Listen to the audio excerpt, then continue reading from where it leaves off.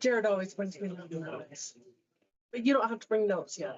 I was just letting you know, because we usually don't. Yeah. Yeah, okay. Okay. Sounds good. Alrighty. So, okay, They're both in person. okay, so I'll bring the clock up on this one. Yep, it'll take the place of the meeting materials. Let me just drag that over there then. Oops.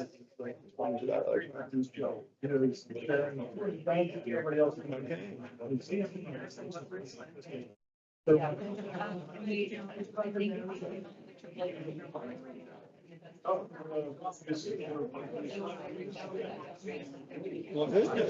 I'm just curious where the,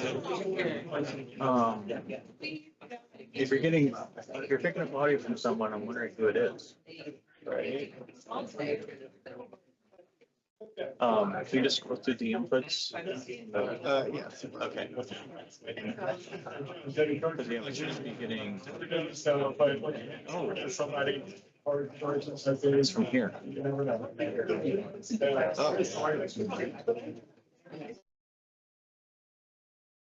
Take the input, like. I'm gonna have to step back. It's not picking up the audio. Okay. Like this right here. That was good.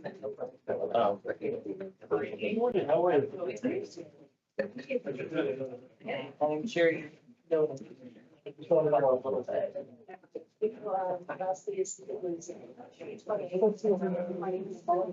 Chris, you need to get the change. You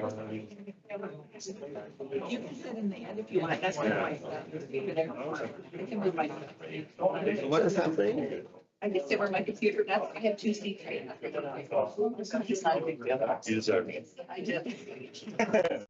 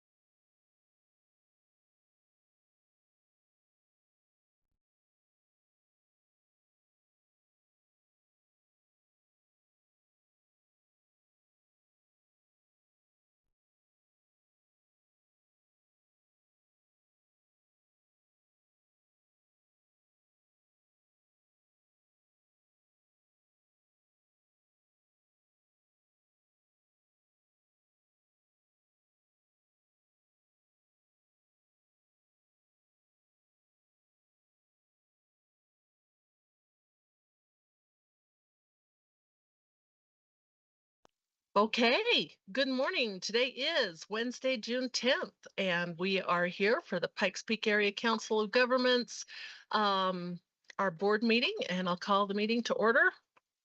So, we do have a quorum, so let's go around. We'll do introductions. I'm Holly Williams, County Commissioner, El Paso County. We'll go to Andy.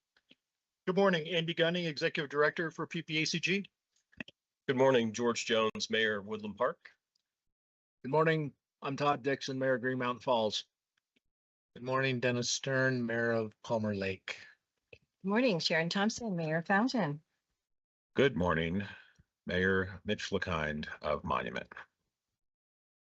Good morning, Natalie Johnson, Mayor of Manitou Springs. Good morning, Annie Dura, Mayor of Cripple Creek. Good morning, Dave Donaldson, Colorado Springs City Council. Oh. Okay. Morning, everybody. Eric Stone, Teller County Commissioner, Vice Chair of the Board. All right, and I do know, okay, I'm lying. We have Commissioner Amy Mitchell from Park County. We have Councilwoman Laura Kronick from Monument, Roland Rainey, council member from Colorado Springs, and I do know Commissioner Applegate is on as well. He said he would be a little late unless he was doing this virtually. So, okay, I will take a motion to approve the agenda unless there are any changes. Mayor Dixon, I'll move to approve. Second. Okay, we have a motion and a second. Are there any comments? Okay, all in favor, say aye. Aye. Any opposed? Okay, that passes. On our public comments can be made before or during the meeting. Public comments during the meeting are limited to 3 minutes and can be done at the meeting location or remotely by using the Teams link. Individuals are encouraged to notify the meeting organizer before the start of the meeting with the agenda item they would like to comment on. Public comments can be submitted before the meeting via email for distribution to the committee members. So our first public comment this morning is going to be from Mayor Sharon Thompson.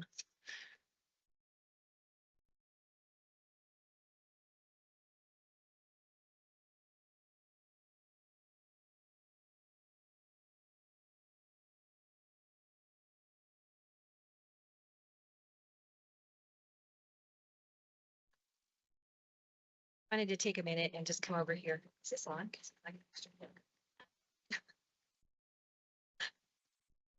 Okay. Okay, I can't hear myself. Is it working? Okay. Good morning. I want to take a minute and go ahead and rise in honor of an esteemed colleague that we just lost a couple weeks ago. Representative Lois Landgraf.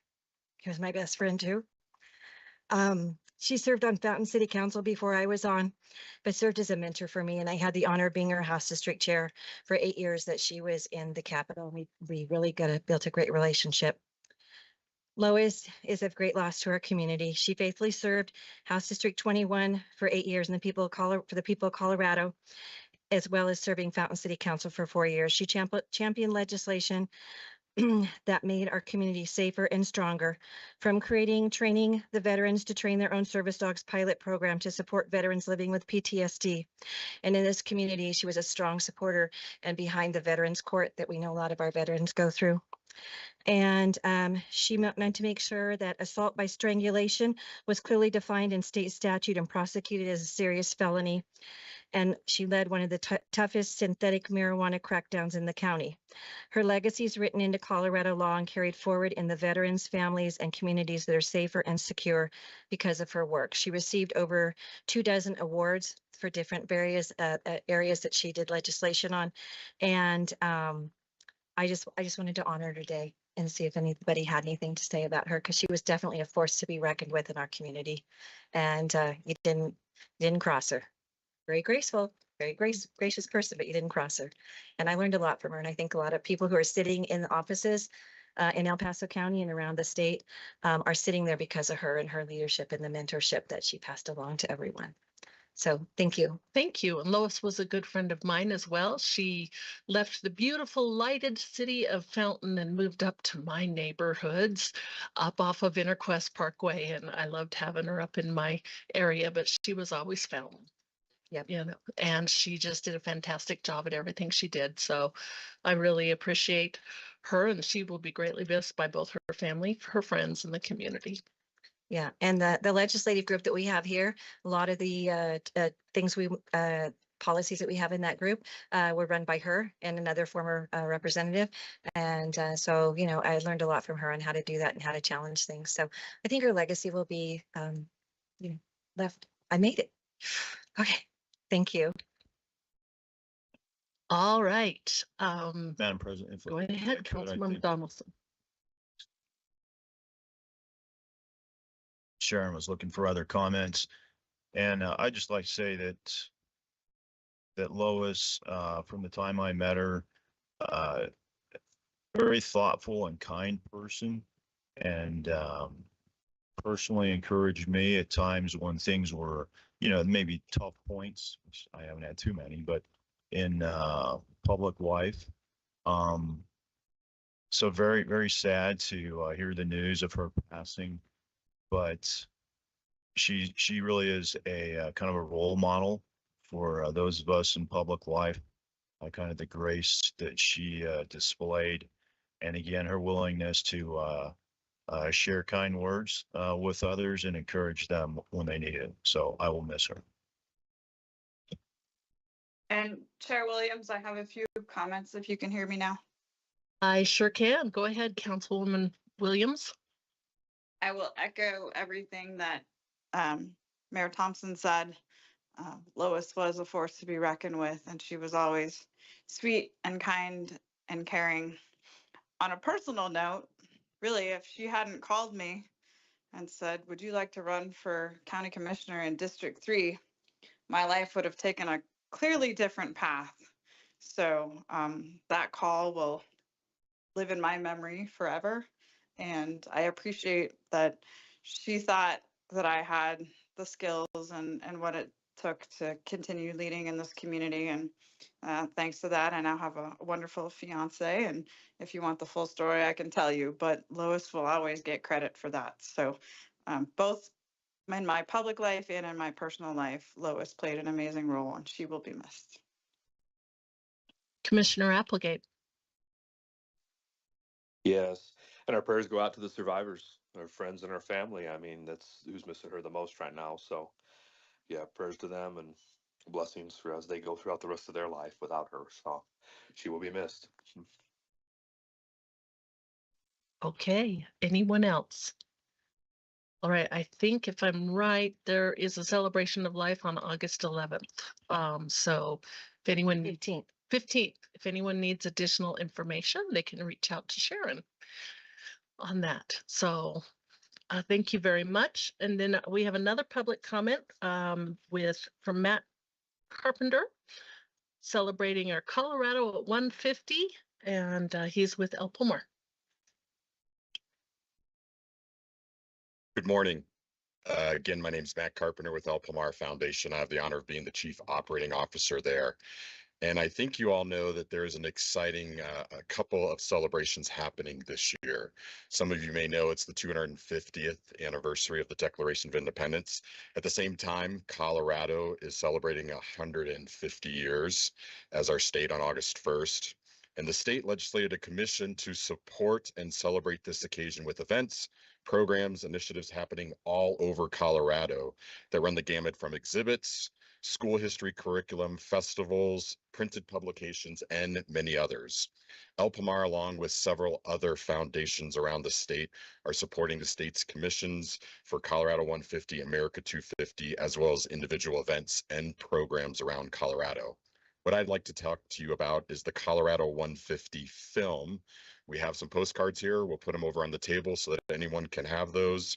And as part of the commission and official state initiative, 5 foundations, El Pomar, Anschutz, Betcher, Coors, and the Daniels Fund have all partnered to co-produce an inspiring short documentary film celebrating Colorado's 150th anniversary. The theme of the film is the state's legacy of generosity and history of lifting each other up. The film shares stories and demonstrates the ways real people have been impacted by the generosity, care, and support of those around them. It can be viewed and downloaded at the website co150film.com. That's FILM, just to make sure you know that, .com. The film debuted at the National Western Stock Show and Rodeo in January. It'll be shown at the Coors Field at a Rockies game. Hopefully they win that day. It'll also be screened at the Star Spangled Fireworks Philharmonic event at the Ford Amphitheater on July 4th. It'll be featured in an interpretive exhibit at the Summit House of Pikes Peak. It'll also be recognized during Colorado Day celebration on August 1st on the top of Pikes Peak. And it will also be screened during the Colorado 150 Film Festival at historic venues all around the state, and also at the Colorado State Fair in September down in Pueblo. We're requesting that people will engage with this film in 3 main ways: share the film, social media, community events, show it to friends and family, submit stories of personal experiences about Colorado's generosity on the website, and also give back and pay it forward. One of the main messages of this film is the spirit of giving and supporting what Colorado is known for. If you have any questions, please let me know. And again, you can find out more information on co150film.com. Thank you very much for your time. Happy to answer any questions if you have any. Are there any questions, Councilmember Donaldson? Yeah, and good morning, Matt. Good morning. How long is the film? There is a long version, there is a short version. So 3 minutes or 10 minutes. Okay, great. Different options. Yeah, thanks. You got it. Thank you for the question. Thank you for the time. Yeah, we appreciate it. Thank you. Okay, are there any other public comments? All right, so now. I'm sorry, Madam Chair, quick question. Sherry, did we want to do staff introductions? Well, we've got a moment. Yeah, if Mariah and Joe can come up as well. So we did hire 2 new staff members in this last month. We have Joe Urban. He has been with us before. Thompson is aware of Joe, but he is our AAA interim director. He is filling in for us and doing an amazing job while Jody is currently out on medical leave. So we're super excited to have some extra support down here in the AAA. So, awesome. You want to say? No, happy to be here. Deja vu for some of you, not very many. Happy to visit with anybody if they have issues or questions regarding senior services, and happy to be back. We also brought on Mariah Cabrera. She is our contract administrator. So she is helping with our providers right now, doing the RFP process, learning all of the contracts. She has a great background in contracts and grant work. And so we're super excited to have her on board as well. Yes. Thank you. This is my 4th week here at PPACG, and I'm very excited to work with the great individuals that do great work every single day. Thank you. Well, welcome out of retirement and welcome to PPACG. It's good to have you both. Thank you. Okay, and then we do have, let's see, I was going to say I saw Mayor Shaw is also online now too. And then is Alexandra Hudson online? She is, and I'll sort of tee this up and maybe look to a couple others if they want to say a couple of words as well before we turn it over to Alexandra. Just super excited that she was gracious enough to offer to speak with the board, zooming in from her home, I think back in Indiana. Alexandra has been working with the community around issues related to civility. She's doing this work nationwide. She's been in town for a couple of different conversations, including this past Saturday, a retreat with a handful of elected officials and others. Alexandra literally wrote the book on civility. We've got The Soul of Civility that Cheryl and I will hand out as she gets started with her discussion. We ordered enough for all of our board members and for incoming board members as well down the road. I think she's got a great story to tell and ways that we can improve how we work together, how we improve on our civil public discourse and all of those things. I want to also recognize Lisa Brandt, who's with a local entity called Reclaiming Civility. She and her business partner, Lori Leander, are doing some great work in this space and coordinating with Alexandra on some great opportunities that are coming up this fall as well. So Lisa may want to say a couple of words after Alexandra does her thing, just to let you know about other opportunities for how we can get get involved in reclaiming civility in our region. So with that, let me turn it over to Alexandra if you're ready to go. Hi, everyone. Can everyone hear me and see me okay? Yes. Okay, that's great news because Microsoft Teams is my kryptonite. So I'm very happy that this works. I'll try and be as brief as possible because I have a feeling something may go wrong. I don't want to manifest that. But anyway, Andy, thank you again for the gracious invitation to be here and share a little bit about what we did with some incredible leaders, elected officials and public leaders in the Pikes Peak region this past weekend. There's no question we live in a divided time nationally in our world. I lived through that in federal government 2017, 2018. I saw firsthand while I served in Washington, D.C., a crisis not of division, not of hyperpartisanship, but of dehumanization. We are insufficiently appreciating the gift of being human in ourselves and others. That is the true crisis that we are facing right now. And we are trapped between two extremes that are fueling this crisis of dehumanization. Extreme hostility on one hand, where we bludgeon, coerce, silence people into submission or agreement. And then toxic politeness on the other, where people are so frustrated by the division, they just don't want to talk about anything of substance. And that is fueling our crisis of dehumanization. And that is we are seeing that across the country, but also in the Pikes Peak region as well. And I remember I met Dennis Stern back in April when Lori Leander and Lisa Brandt brought me in as part of a civility in the city event earlier in April. And Dennis, he and I met now. Lori and Lisa had gifted him a copy of my book, The Soul of Civility, the same book that Andy is gracious enough to give each of you.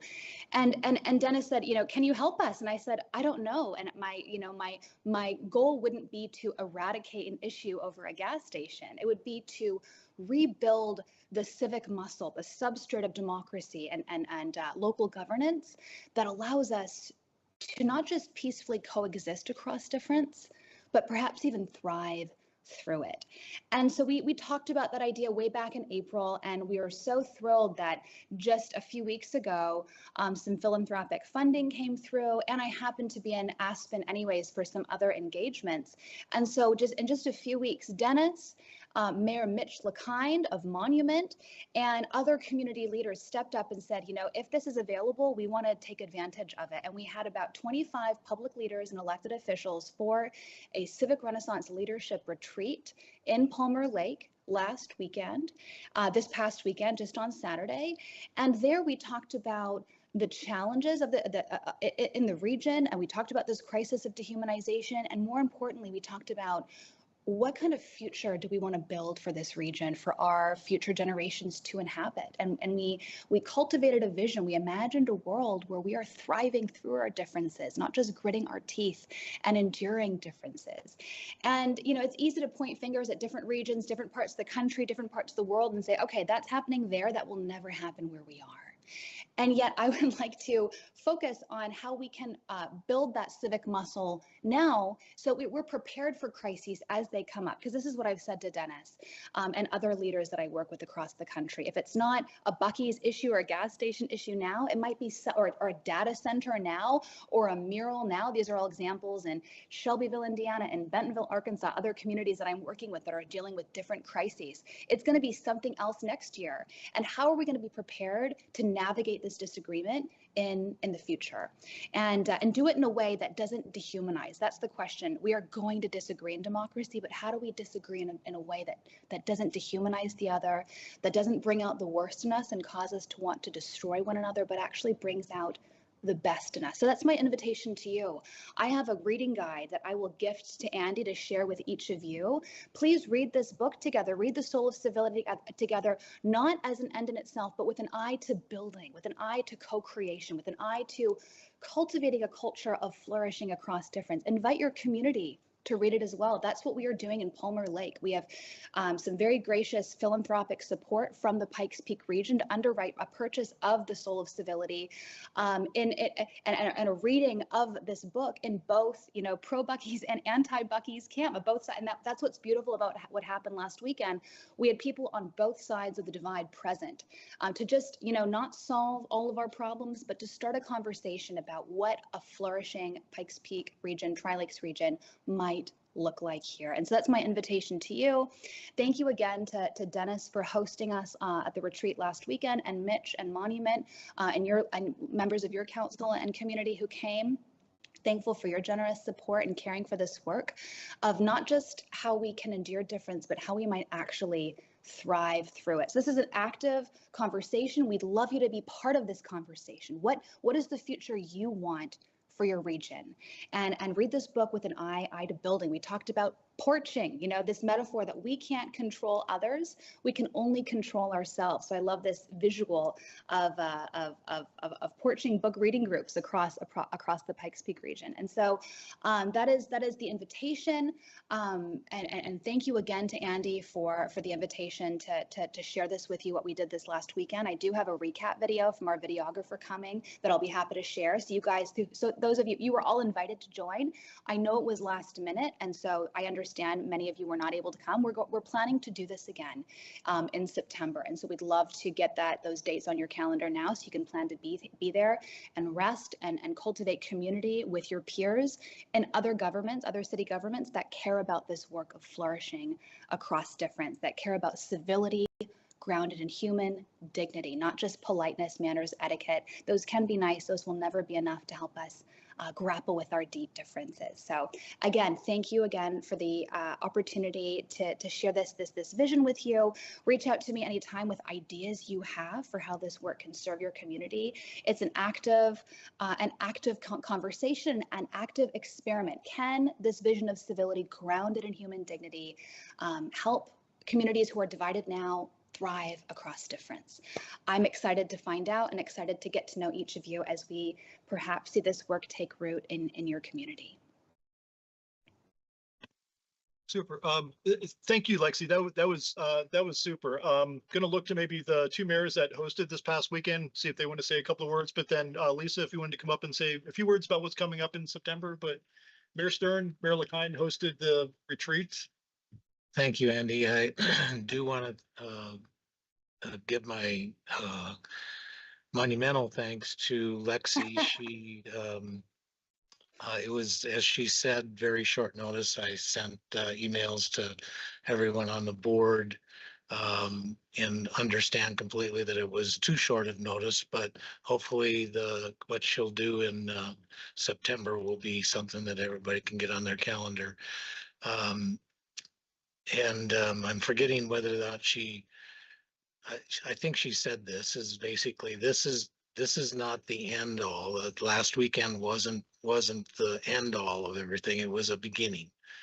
And anybody that knows anything about Palmer Lake in El Paso County knows that we've had our issues in this last year. And if there's anything that we could use, it would be civility, although it's not the end all, but again, it's a good start and we need to continue along these lines. And I want to also thank Mitch LaKine. He was gracious to partner with Palmer Lake to get this thing off the ground and happening last weekend. Thank you.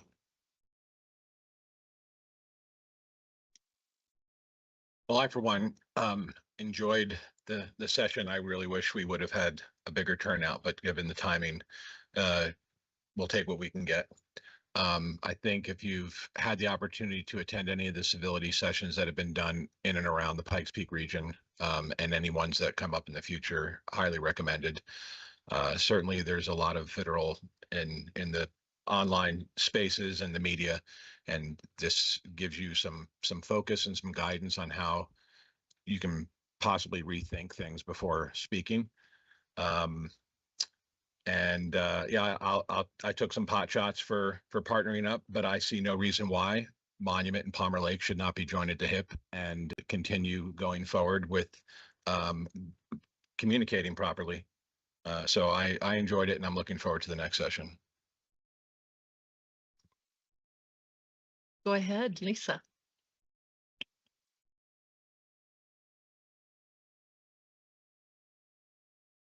Oh, here, got it. Okay, thank you, thank you. I'm Lisa Brandt, and I am representing a local organization called Reclaiming Civility. We've been around for about a year and a half, and our goal is to connect our community with ideas and skills of civility. We have quarterly events, roundtable discussions, such as the last one a few weeks ago with Mayor Yemi and Wayne Williams, and talking about this idea of how we as Americans can get through our current conflict into a better way of communicating with one another. And as I read Walter Isaacson's book, The Greatest Sentence Ever Written, I'm reminded it is we, the people. We are all Americans, and previous generations have been able to get past these differences. And I believe we can too. And so that's our goal, is to inspire that and to give practical skills for that. So we have a gift to preserve, and we are doing these events and these workshops in order to meet that gap in our culture. So on September 11th, hopefully that's the date that will stick, we will have a big event. The mayor of Colorado Springs is considering having an event around signing a civility pledge. The Gazette, the Colorado Springs, or the Colorado Media Group, and others have agreed to come together to say, this is what we want to stand for in our culture. So we're looking for business partners. We have some elected officials, nonprofits. They're just saying, enough is enough. There is a right way to treat one another. And we're not doing a good job. We can do better. So I look forward to getting to know more of you.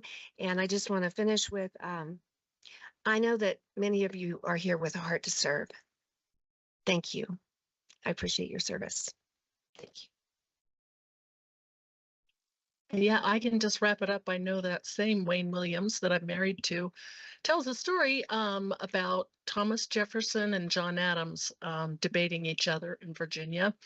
And I don't know if it was for Congress or for president, but they would debate each other fiercely for, a couple hours every night. And then they would both get in the same carriage, go to the same house, sleep in the same room, drive to the next event the next morning. So I can't imagine some of our candidates doing that today, but that's how they got around to make sure everybody could hear them debate, was they traveled together. And so they were great friends outside of the debates and didn't have any problem working with each other. So I think that's a really important example from our early years as a nation. Any other comments? Mayor Thompson. Yeah, I appreciate everything you did. I just have a concern about your event being on 9/11. If you guys had put that together with it being 9/11. Yeah. Because there's just so many businesses and governmental offices that are closed and other events going on honoring that day. Right. Okay. Well, we are open to other dates. We just thought it would be a great way to remember how we all came together on 9/11, didn't we? We saw a different side of one another, but we're totally open to other dates if that's the general consensus. Yeah. Commissioner Snow. Yeah, thank you. And just to kind of echo, and it's kind of our experience more than it is even sometimes the community's experience, but as elected leaders on that specific date on September 11th, I know I pretty much clear my schedule off on that day because there are multiple events around my own county that that I have to go to, and I know that other elected leaders, we're all in the same boat. We're going to be going to a lot of these things, and I agree 100% with your sentiment of how we came together. And I've got stories I love to share that I won't do today, about my own personal experience around that. But I think doing it around that great, but on the day of, I think it'd just be really, really difficult if the goal is to get elected leaders and civic leaders from from the region to be able to attend, especially being a military town as well, as there's a lot going on. Well, I really appreciate that feedback because certainly we would want all of you to come if possible. We do want to have high attendance, and we have community partners that are so enthusiastic about this. We do want to capitalize upon that. So I welcome any feedback. Please come to me, and thank you for that, Sharon. Anything else? Thank you, Jason. Thank you, Lexi. Yeah, super. We will be in touch and nail down the details for September. Okay, thank you. All right, item 1C is, or 3C is Elder Abuse Awareness Month. While Melissa Martz comes up, you'll see a lot of people in purple. I will read the proclamation. Proclamation by the Pikes Peak Area Council of Governments Board of Directors in recognition of World Elder Abuse Awareness Day on June 15th, 2026. This is June 10th, 2026. Whereas older adults deserve to be treated with respect and dignity to enable them to serve as leaders, mentors, volunteers, and vital participating members of our communities.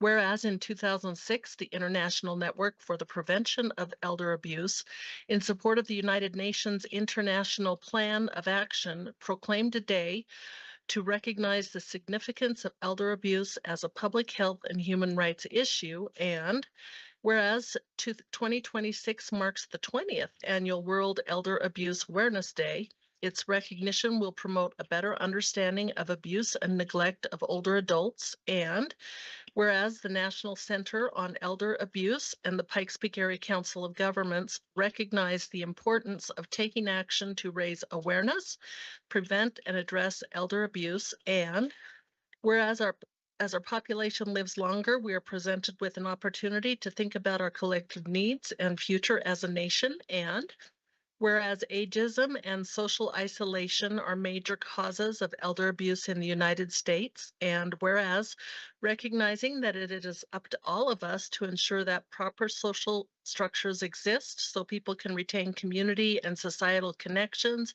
reducing the likelihood of abuse, and whereas preventing abuse of older adults through maintaining and improving social supports like senior centers, human services, and transportation will allow everyone to continue to live as independently as possible and contribute to the life and vibrancy of our communities. And whereas where there is justice, there can be no abuse. Therefore, the National Center on Elder Abuse urges all people to restore justice by honoring older adults. Whereas the Pikes Peak Area Council of Governments is an association of 3 counties and 13 municipalities representing the Pikes Peak region. And therefore be it resolved, the Pikes Peak Area Council of Governments proclaims June 15th, 2026 as Elder Abuse Awareness Day in the Pikes Peak region, and encourage all of our communities to recognize and celebrate older adults and their ongoing contributions to the success and vitality of our country. Resolved, approved, and adopted by the Board of Directors of the Pikes Peak Area Council of Governments this 10th day of June, 2026 at Colorado Springs, Colorado, signed by Commissioner Holly Williams, Chair, and attested to by Mayor Sharon Thompson, Secretary. Okay, go ahead, Melissa. Thank you, Commissioner Williams. I'm Melissa Martz, and thank you, Board, for being here today. I'm the Program Development Administrator for the Pikes Peak Area Agency on Aging. We have a few comments we just wanted to share with everyone. And before I introduce the person next to me, I do want to acknowledge the role of Laura Cronick, who is on the call today. She is our Regional Advisory Council Chair. In addition to serving the town of Monument, we also have Ms. Paula Levy, again, here in the room, who is our chair of our Pikes Peak Commission on Aging. So thank you to those 2 ladies for being present today. And I would like to bring up Lori McGinnis. She helps lead our ombudsman program. She has a few comments to share, as the ombudsman really do lead many of the efforts to help and support older adults who are at risk. So hi, first of all, thank you so much for your time. I will be as brief as I possibly can. Sorry to have my back to so many people.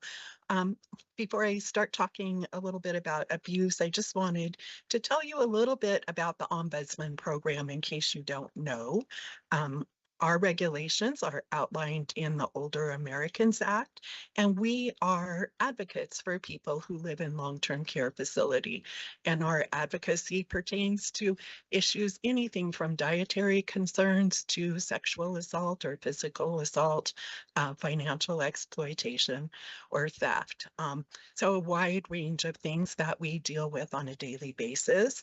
Our region has about 100 facilities with over 5,000 beds. There are full-time ombudsmen and one spectacular volunteer. And they are in the back, Robin, Kathy, Michelle, Connie, oh, me. And in the first quarter of this year, we provided over 1,200 information and assistance. So that's just kind of giving out information and assistance and referral information to residents, families, staff, and community members, and resolved 365 complaints. And that's in one quarter. And in addition to all that, we're regularly in facilities talking to residents at care plan meetings and checking for systemic issues in the buildings. We handle abuse a little bit differently than like law enforcement or adult protective services, in that our goal is to ensure that the resident feels safe in their home. So that doesn't necessarily mean that we're going to substantiate abuse for the purposes like law enforcement or adult protective services would, but how does that resident feel and what does the facility need to do to help them feel safe? And I had some statistics to share with you, but after listening to Lexi talk, I have decided to go a little bit different direction. So we see issues, whether it is somebody in a very nice private pay facility, a woman who is well into her 90s, who has worn the same wedding ring on her hand for over 60 years, whose hands are crippled by arthritis, and the wedding ring goes missing. And staff will say, well, it must have fallen off. And you can see by her knuckles that the ring couldn't have fallen off. And it will never be found. Nothing will ever come of it. There will be no accountability for anybody because it's so hard to prove. And then there's the opposite end of that, where people in Medicaid facilities, their disposable income is usually about $100 a month. Imagine saving up all year long to buy your grandkids Christmas gifts, and that money disappears. And there's no replacing it, and no gifts for your grandchildren. People who sit in their own waste for hours at a time. People who are sexually abused by other residents and staff. People who are taken advantage of by their own family members. Those are the things that we see on a regular basis. And it's a struggle to deal with.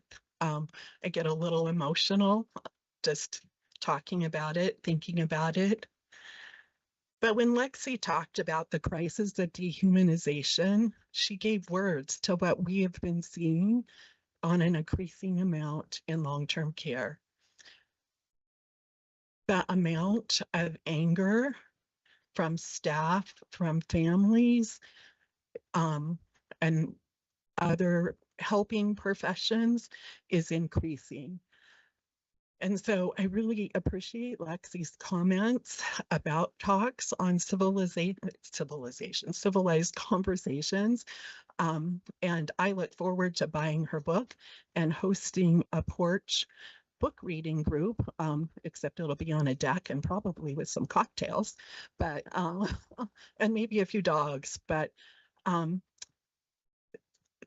her comments just really struck me and gave words to what we're seeing.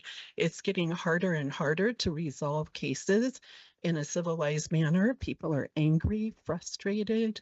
Um, the explosiveness has become overwhelming at times. So those are my comments about that. But what can you do? You can visit some of the Medicaid facilities, do an unannounced visit. Don't take a tour with marketing, just chat with people. Kiowa, Sundance, and Colonial are all really close to here, and I'm not calling them out for any reason other than their proximity to this location. Be informed of legislation and how it might impact the residents, because there are things that we can do to help. Staffing standards are essential. Studies show that the lower staffing, the more abuse and neglect. Talk to others in your circle about the issues that our seniors are facing, both in our communities and in long-term care, and attend a World Elder Abuse Awareness Day event. There are some in our community, and there's one in Denver, the Colorado Coalition of Elder Rights and Abuse Prevention. They have a wonderful event that you can attend in person or online. Or you could always talk to your local ombudsman. So thank you for your time. I really appreciate it. Thank you, Lori. And I'll just add 2 more comments here. 1 in 10 older adults are victims of some type of abuse or fraud. And so as we look around the room, and some of us are 60 and over, some of us are not, but we all will get there. And 1 in 10 of us will have some type of an experience with abuse or neglect or fraud.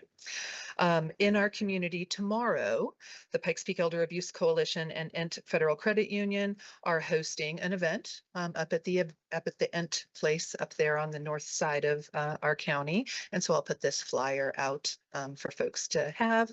And also the Pikes Peak Area Agency on Aging has our podcast, and we have a couple of recordings, podcast stories about World Elder Abuse Awareness Day. So that will also be on the table off to the side with our Colorado 150, 250 postcards. So with that, thank you for reading the proclamation and considering it today, and I'll turn it back over to our chair. Okay, do we have a motion to approve the proclamation? Dennis Stern, Palmer Lake, so moved. Mayor Dixon, I'll second. Okay, all in favor say aye. Aye. Aye. Any opposed? And does anyone have any further comments? Commissioner Stone. Yeah, thank you, Madam Chair, and thank you guys for, bringing this to us. I know in Teller County and small counties operate a little differently than the big counties in that county commissioners serve as the Board of Human Services in addition to others. But in Teller County, the amount of funding coming from the state for adult protective services is roughly 1/2 of what our need actually is. And we are actually more than 100% over budget on our administrative costs for adult protective services.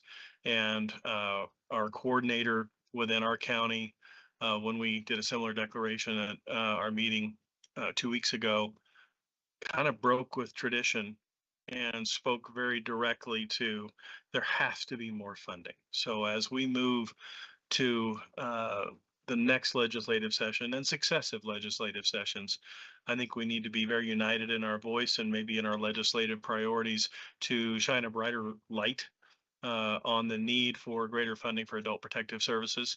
Our communities are aging. Our county is consistently aging. I'm sure it's no different here in El Paso County.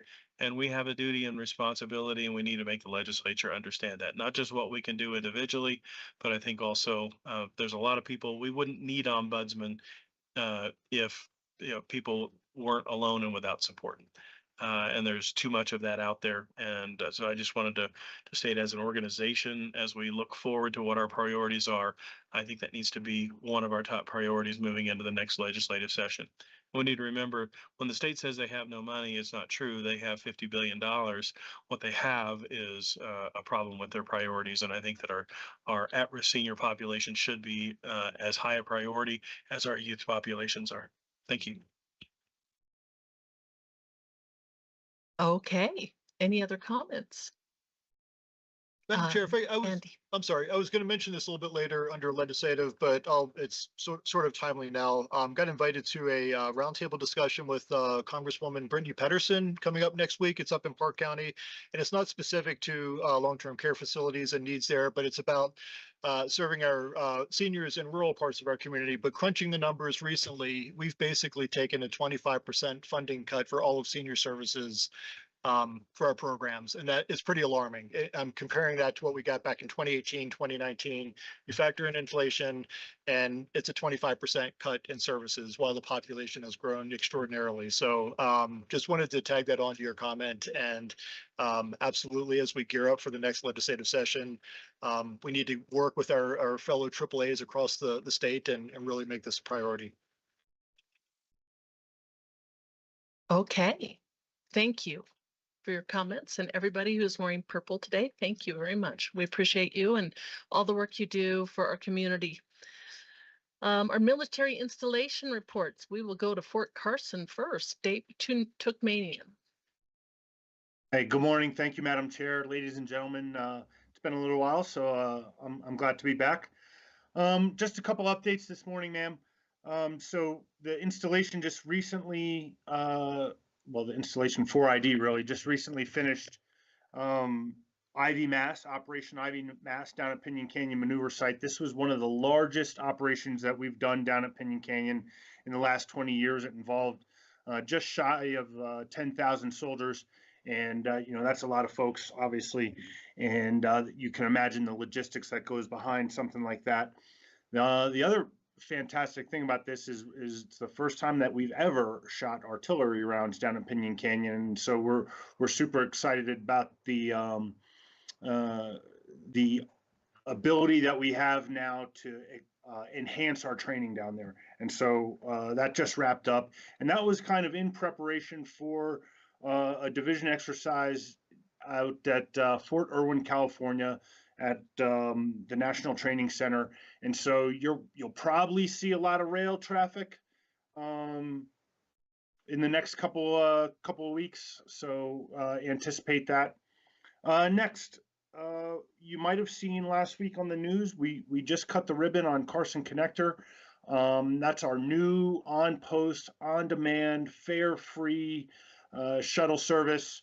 You get on an app just like any other ride share, and you call for your ride, and it shows up when and where you want it to, and it takes you exactly where you want to go, as opposed to the old school ring route. And so we're super excited about that. It's already blown the doors off of our old shuttle service, and so many thanks to Mayor Thompson and the entire Fountain crew who we've partnered with on this, and it's working great, and we're super excited about it.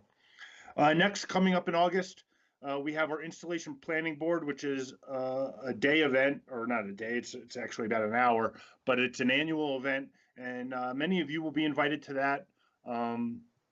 It's where we talk about some of our big strategic priorities for the year and years to come.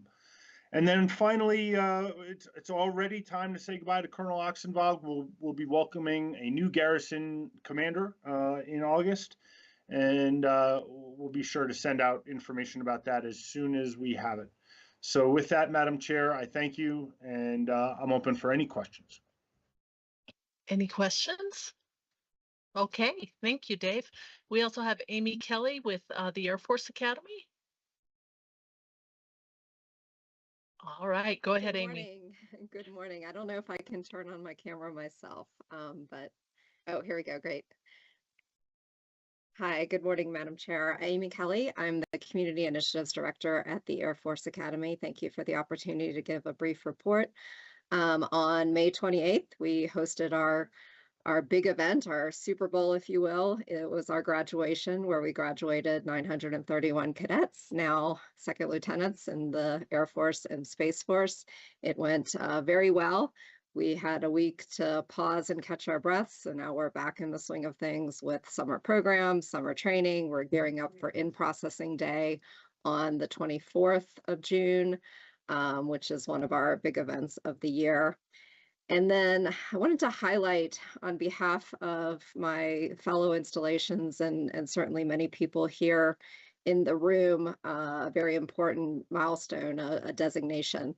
A few days ago, on Monday, the Federal Coordinating Committee, comprised of the Department of War, Department of Interior, and the U.S. Department of Agriculture, announced that the Pikes Peak Sentinel landscape has been designated as one of 2 Sentinel landscapes this year. And we join, the other one's in East Mississippi, and we join 19 other landscapes across the country.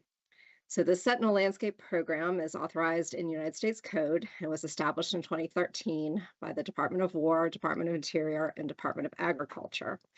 It aligns conservation and working land stewardship with national security priorities and the operational needs of defense installations.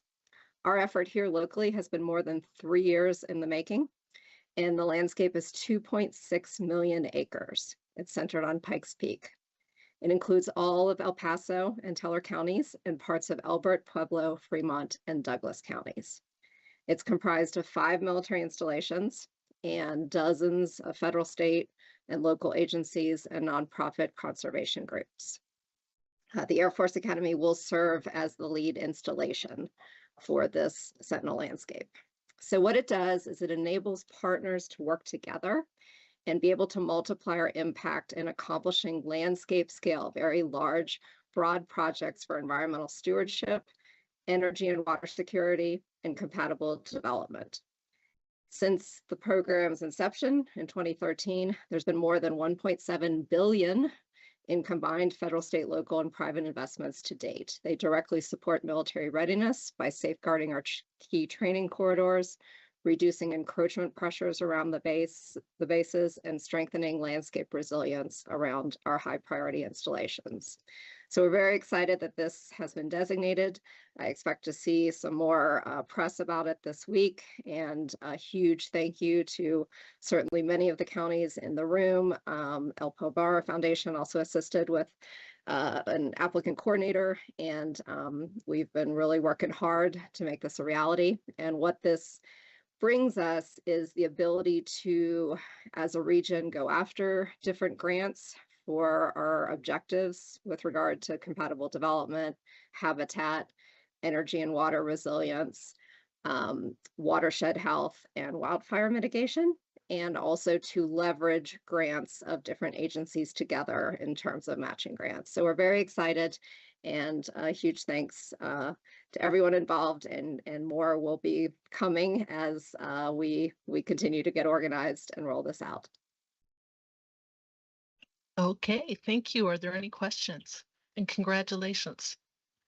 Congratulations to all of us. Thank you. Yes.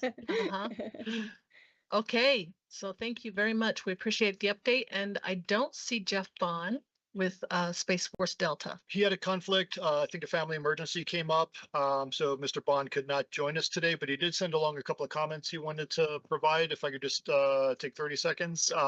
Jeff Bond represents Peterson, Schriever Space Force bases. Just he wanted to thank CDOT for the coordination, especially around open communications with the Powers Airport Interchange project, which is moving along fairly smoothly. They're doing a lot of work on the Peterson side as well, but he really appreciated the collaboration there. Second topic, the Space Operations Installation Compatibility Use Zone project. It continues at Schriever. That's the SOICUS study. And their own schedule with a internal preliminary report coming out later this month. They're still on track to have it completed by the end of this federal fiscal year for Schriever. And later this month, they anticipate that the SOICUS study will also start for Peterson Space Force Base. So that's promising. Shifting gears, as he says, senior leadership from Combat Forces Command and area installations met with the city, county, and local developers on May 29th. Had a great conversation, great opportunity to engage in dialogue on development and encroachment issues near the military installations. So he wanted to extend his thank you to the city of Colorado Springs and the mayor's team for getting that event organized. And then finally, he reminds folks that the Schriever Space Force Base is hosting its State of the Base address on June 18th, and community leadership is hopefully RSVP'd by now. Hopefully, did folks get that invitation? If not, we can send that out. He does say that access to the base is more of a challenge at Schriever, so we'll probably need to move quickly to get on the RSVP list if folks are anticipating going to that event. But I'll blast that out if folks missed that for some reason. But that's pretty much it from Mr. Bond. Thank you. Thank you very much. Okay, we appreciate that. That was a busy item number 3. So thank you. All right, our consent items are acted upon as a whole unless they are called up for discussion by a board member or a citizen wishing to address the board. Does anyone wish to address any of the issues? Okay, we'll take a motion to approve our consent calendar. Move to approve, Sharon Thompson. Second. Okay, we have a motion and a second. All in favor, say aye. Aye. Any opposed? Okay, thank you. That passes. Our financial or action items, we have got our audit first. Carol McBroom. Hey, good morning, Carol McBroom, PPACG Finance Director. It's that time of year again that we get to talk about the fiscal audit. We are on a calendar year, so our year ended 12/31/25. Back in March, our audit team came in and did their audit, and they are here to give you the formal presentation. Before I introduce them, I'd like to take a minute to introduce the finance team. We've got Amruta Desai and Noemi Estella. And I'm proud to report you will hear a clean report from the auditors, and it is in your package, and they're just going to go through some documentation in there if you want to follow along. So if I could call up the representatives from Soren, which would be Abraham Munez and Courtney Vance. You will know them as Stockman Cast previously. So take it away. Good morning, everyone. My name is Abraham, Supervising Senior, Courtney, Senior Manager, and we're part of the audit team, in charge of this audit. And we're going to present the financial audit reports. It's comprised of 2 documents. That one is the audit report, and the other one is the governance letter. I think the 3-page document. Must be somewhere else, but it's. Yeah, but before presenting the actual audited financial statements, we present also the come along with like a governance letter, and which is a requirement on the professional standards, and pretty much summarize our scope, the timing, and potential or actual misstatements, findings, issues, and we are pleased to share with you that we found no issues, no misstatements, no misunderstanding with management, and finance. Carol and team. We also under the body of the letter, which is not there, but it's okay. We found no inconsistencies. Accounting policies were consistent with prior year, and we found no misstatements, adjustments, corrected or uncorrected misstatements during the course of our audit. We also found no difficulties, in performing our audit. We had a really good job, audit team, management team. With regard to the supplementary information that is included into the package at the end of the report, we perform review procedures successfully. And also we perform an audit to the CFA, the Schedule of Expenditures of Federal Awards, with no findings, no issues, and nothing to report to the board. Well, Courtney is going to present the actual report and the financial statements. Hi, guys. I'm not used to talking in a microphone. That letter wasn't pulled up, but we call the letter that Abraham just went over the governance letter, because those are just communications that we're required to have with those charged with governance. Essentially, that letter is the accountant's way of saying that the audit went well, that we didn't have any issues, there were no significant adjustments, nothing important to report. So I will go through the financials, which are up. If I don't know who's driving, if you want to bring me back to the independent auditors report, that's where I'm going to start.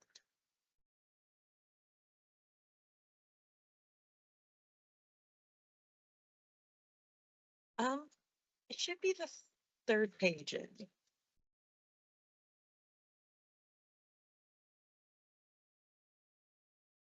Right there. So this is our report as your auditors. It starts out strong with the opinion, simply stating that we audited the financial statements of PPACG as of and for the year ended December 31st, 2025. The most important part of this is that second paragraph where it says, in our opinion, the financial statements present fairly. This is an unmodified opinion. It's commonly referred to as a clean opinion. The basis for opinion is simply stating that we conducted our audit in accordance with auditing standards, as well as government auditing standards. These standards do include certain independence and ethical responsibilities, which we've met. And then responsibilities of management, which is that management is ultimately responsible for these financial statements. And that does include the internal controls over the financial statements. Additionally, management is required to evaluate PPACG's ability to continue as a going concern for 1 year after a report is issued. Starting on the bottom of this page and continuing on to the next page is our responsibility as your auditors, which is to obtain reasonable assurance that the financial statements are free from material misstatement.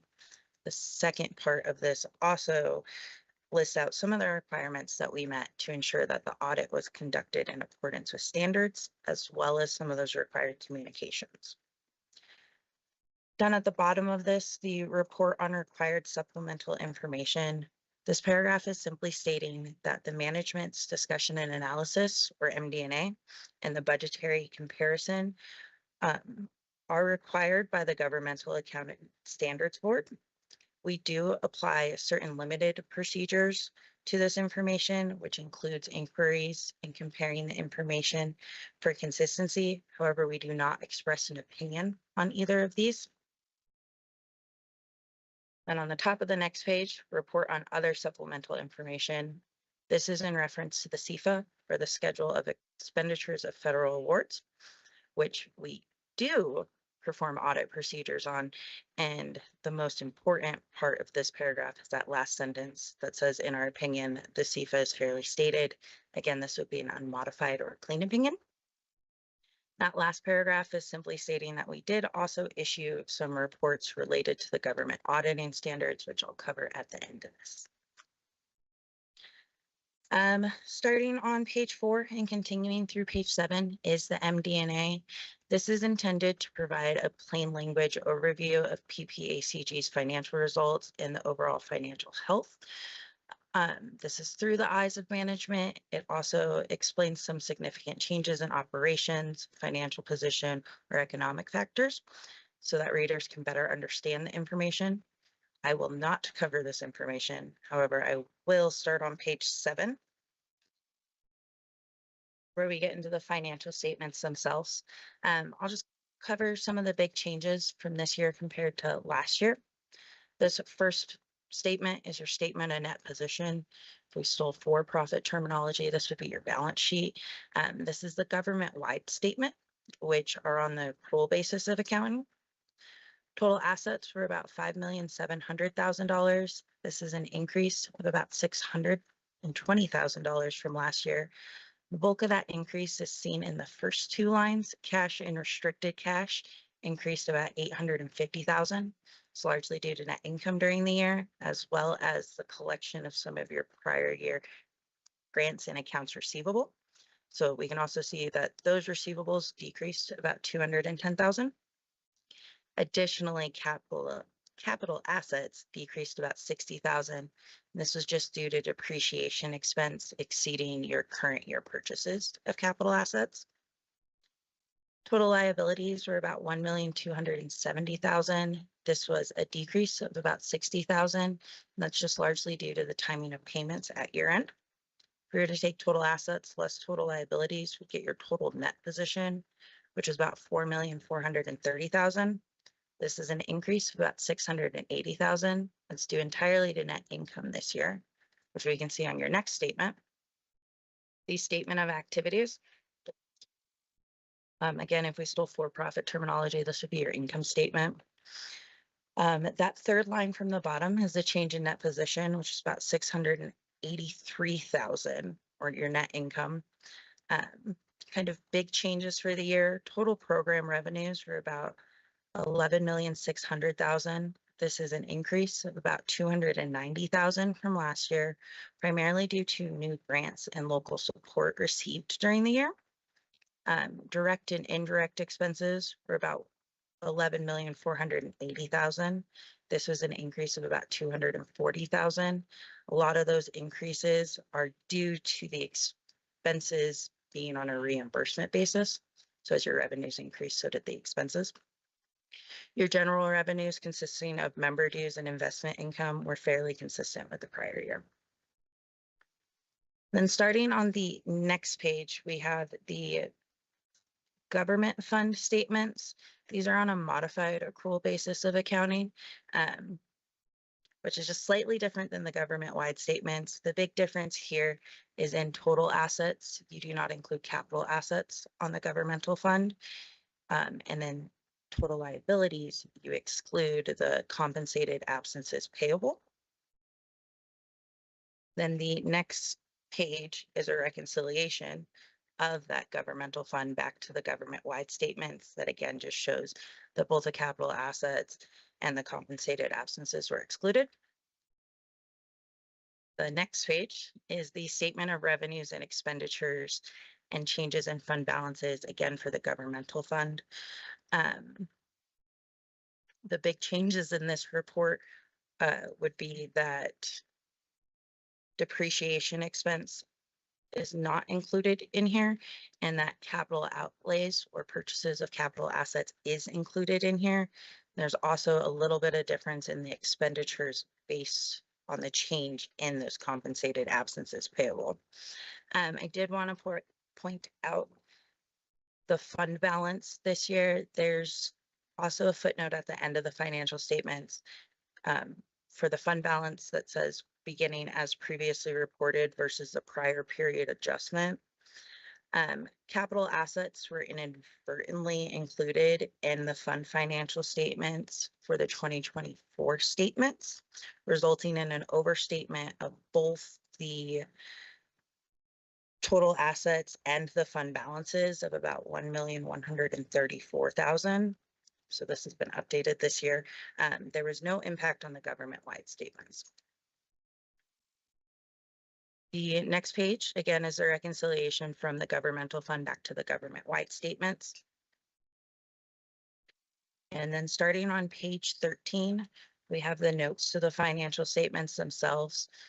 As Abraham had said, there were no significant changes in the policies or changes in operations. So these footnotes look fairly similar to the prior year. I was not intending to cover them unless you wanted me to. Thought so. Then I'll hop back. I could talk all day to the supplemental information starting on page 20. The first of which is that budget to actual schedule. I think the most important thing is that almost last line, the revenues over expenditures, which shows that there was a favorable variance, about 680,000. You guys did better than you budgeted. The next statement is the CFA, or the schedule of expenditures of federal awards. This just breaks out your federal expenses by their assistance listing number, the federal agency, and the amounts.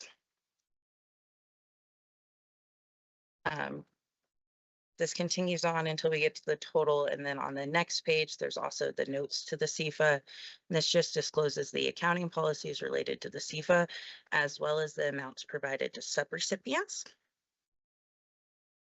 And then starting on page 24, through page 28, we issue 2 separate reports on both the financials and the governmental auditing standards.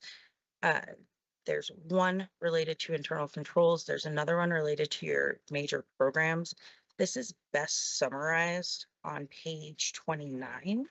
If we flip there, this is your schedule of findings and question costs. Again, this summarizes things the best. So the first piece is the financial statements, just reiterating that there was an unmodified opinion. And then in number 2 there, the internal control over financial reporting. I didn't hear that. Was I supposed to? Okay, wonderful. This is just saying that we had no findings related to material weaknesses or significant deficiencies. We hopped down a little, the federal awards. This year, the major program that was audited was a highway planning and construction. Again, we issued an unmodified or clean opinion. We also had no audit findings. All good news. The next page just summarizes again that we had no findings this year. And then the final page of your audit report is the schedule of the prior year findings. This just reiterates the finding that we had last year. Most important part here is that current status, saying that it was implemented and we have no continuing findings. I know I talk a lot and very quickly. Were there any questions? Are there any questions? This is really important, and maybe after 8 years, I'm finally starting to understand all of it. So it's hard stuff, I think. And so any questions? All right, first I want to thank our auditors, but also we need to thank our awesome staff, Carol McBroom and team.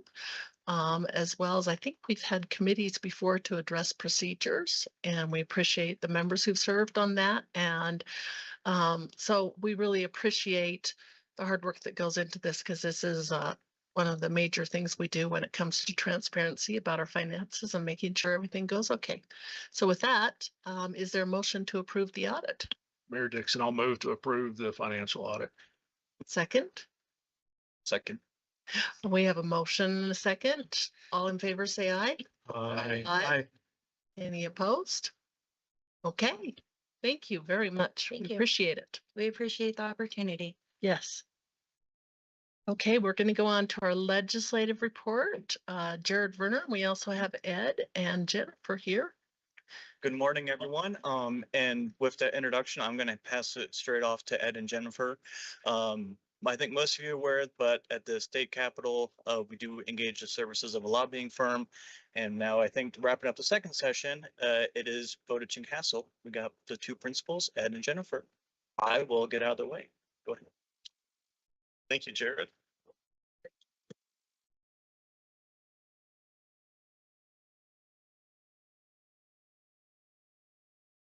Good morning, everyone. It's lovely to be here. I'm Jennifer. This is Ed. Thank you for the opportunity to represent you all down at the Capitol. The legislative session is over, so everyone's life, liberty, and property are safe, as they say.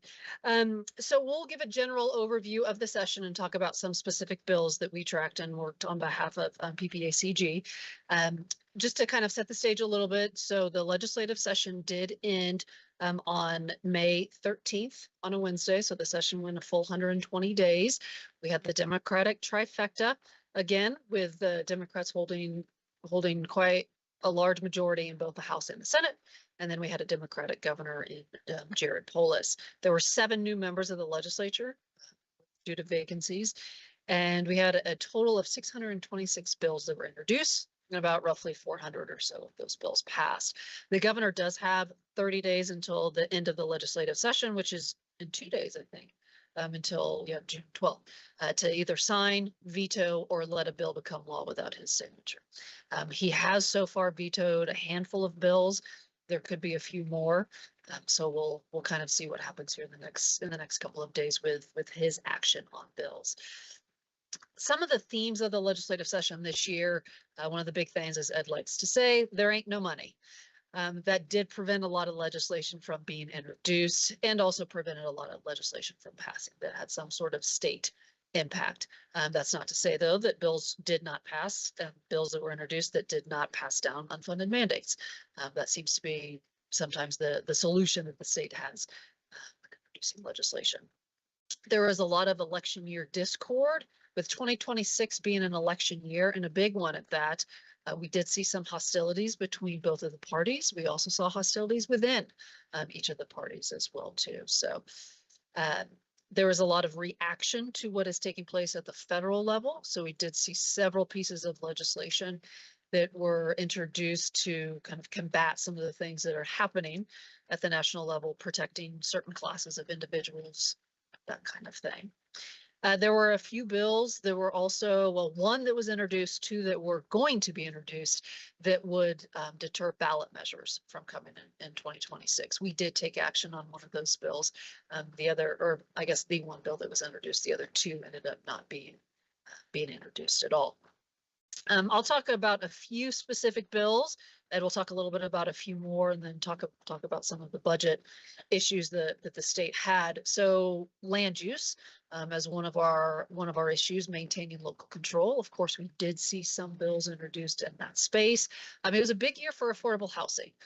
This seems to be a common theme that we've seen over the past few legislative sessions to deal with our affordable, attainable housing crisis that we have here in the state. But specifically with land use, House Bill 1, retitled the Home Act, which was essentially the version of last year's YIGBY bill. Yes, in God's backyard. Home, I'm kind of forgetting what home stands for. Essentially giving every person an opportunity to afford a home. It was a governor priority. It was also the legislature's main priority, especially the House, with it being House Bill 1. They did remove religious institutions from that bill, so that did give it a little bit more of a clear path forward. We did oppose the bill on local control issues, which that bill does take away local control. It would allow a developer to come in and build on school property, either K-12 education, an institution of higher education, essentially usurping local government permitting process and the like. That bill did pass. Two other bills that we tracked and took opposed positions on, both one was on lot size, which said that in the out years, that a lot size cannot be greater than 2,000 square feet, which is quite small. The other lot bill was a lot splitting bill that would allow splitting a lot into two or potentially three different lots with an administrative permitting process without going through again, the local processes of certain local governments. We did have success on those bills, and I will give a shout out to one of our delegation members, Senator Mark Snyder, who was a no vote on both of those bills, essentially forcing the sponsors of those bills to ask for those bills to be postponed indefinitely. Transportation was another issue that we watched. There was a transit access bill that was introduced that would have required us to essentially have partnership programs, offer reduced income, or excuse me, offer reduced fares for lower income individuals. That bill was amended to really only apply to RTD. There was a bill introduced to rearrange some of the districts and create sub-districts for the Front Range Passenger Rail. That bill did pass. And then there was a troubling bill that had to do with the budget. This was one of the orbital bills that the JBC ran, House Bill 1399, that essentially removed the transfer for multimodal options funding. This would have eliminated about $10 million or so every year from the MMOF fund until 2031. We were part of a lobbying coalition to have that only apply for 1 year. We were successful in getting an amendment on in the House and the Senate. However, the Joint Budget Committee did not agree with that, but they did agree to only have it apply for 3 years. So a little bit of a win on that one. And then let me see. Oh, and I think those were all the bills. Oh, I will say we also had great success working with a couple of our other delegation members on that one, Representative Pascal, Bradfield, Caldwell. were very helpful in that effort over on the House side. Thank you, Jennifer. And Jennifer has to get out of here in a little bit, but I could move here and continue to talk about these issues. A couple of budget issues that we were tracking: the state funding for senior services. The state provides money that goes out to all the area agencies on aging. This has been quite the effort in the past few years when the budget wasn't quite so dire, getting increased funding for that. But we have been able to do that in the past years. This year we were playing defense, and we were very pleased the state did not cut state funding for senior services, which I know the comment was made a few minutes ago. The senior population is booming. We're all getting older. The demographics of Colorado is changing. Just to stay where we are with, I think, about 14 million in state funding doesn't recognize that the population changes. But we were pleased that working very hard, especially with the Joint Budget Committee staff on that issue, to maintain our funding was a good thing. The other thing that we were really pleased with was maintaining the senior homestead exemption. That costs about $200 million general fund. In most years, or in all years in which we have a TABOR refund, that is paid for, the senior homestead exemption is paid for as part of the TABOR refund. But we didn't have a TABOR refund this year. So we needed to come up with 200 million to keep that program going, and the legislature did do that. So we were very pleased with that. The forecast for next year are we will be back to having a TABOR refund. So hopefully that funding for that one should be more certain, if you will. A couple of other bills I wanted to mention. There's a kind of a growing tension with the amount of data that governments collect and governments have. There were a couple of bills introduced this year on this issue. One of them, House Bill 1037, would have banned any government entity from purchasing data. Kind of a lot, it had bipartisan support. This bill was introduced, 1037. However, law enforcement got very nervous about this one. And there are many law enforcement entities that do purchase data. In the end, this bill was killed. Didn't get out of its first committee, but it generated a lot of interest. This one will come back this type of issue will come back in future legislative sessions. One bill we were supportive of, and we had opposed that one, the banning the government purchasing of data. One bill we were supporting with a coalition of other senior agencies was House Bill 1110, the Vulnerable Adults Financial Exploitation. You're all familiar with many stories of seniors getting exploited financially. Right now, prior to this bill, a financial advisor had the ability to hold a financial transaction. If you walked into your financial advisor and you were a senior or an at-risk adult, at-risk person, and said, I want you to transfer my entire life savings. I just met a new boyfriend online. We're moving to Europe next week. The financial advisor had the ability to say, you know what, you've been a good customer here. Can I check with you mentioned you have a daughter locally. Can I check with your daughter before we do this? That was great. That bill passed, I think, in 2017. But we didn't have that same authority for banks. So this bill added banks and credit unions to this. And the senior organizations worked with banks and credit unions. They ended up in a neutral position on the bill, and the bill did pass and has been signed. As we look forward to what's coming up in future years, the budget status will again be one of the big issues. Next week, next Thursday, we'll get the next revenue estimates for the state. That will set the stage for what the state will be looking at in the future year. We have the elections. As Jennifer said, it's a big election year. We have governor, U.S. senator, all members of Congress, all members of the State House, half the members of the Senate. So we'll see how that all shakes out. Then, as we like to vote in this state, we will be voting on lots of things. There's lots of ballot measures. I won't go into all the ones that are dealing with more social issues, but there's a couple that we will be watching. The state revenue for transportation. The transportation advocates have submitted a whole bunch of signatures to get this on the ballot. I'm certainly confident that they will be able to get this one on the ballot. Taking money, dedicating the money that is attributable to general fund revenue related to transportation purposes. When you buy tires or auto services or anything, any of that sales tax currently goes into the general fund. This would say, nope, it's going into the highway users tax fund. That would take a couple $100 million out of the general fund. To the transportation advocates, they say that's where it belongs. To other people, they say, the point is it's in the general fund. It is the general revenue to the state. We don't allocate general fund revenue based on the source of where it's coming from. So that one will be a big fight. Similarly, initiatives 308, 309 do the same thing. For revenue attributable to sporting goods, whether it's skiing, hiking, it's much less revenue than transportation, but it takes money and gives it to outdoor recreation, forest fire prevention, things like that. Again, the more slices of the state budget that goes off to dedicated purposes, we're left to say who's going to fund state funding for senior services or the senior homestead exemption or some of the things that benefit a broader range of people.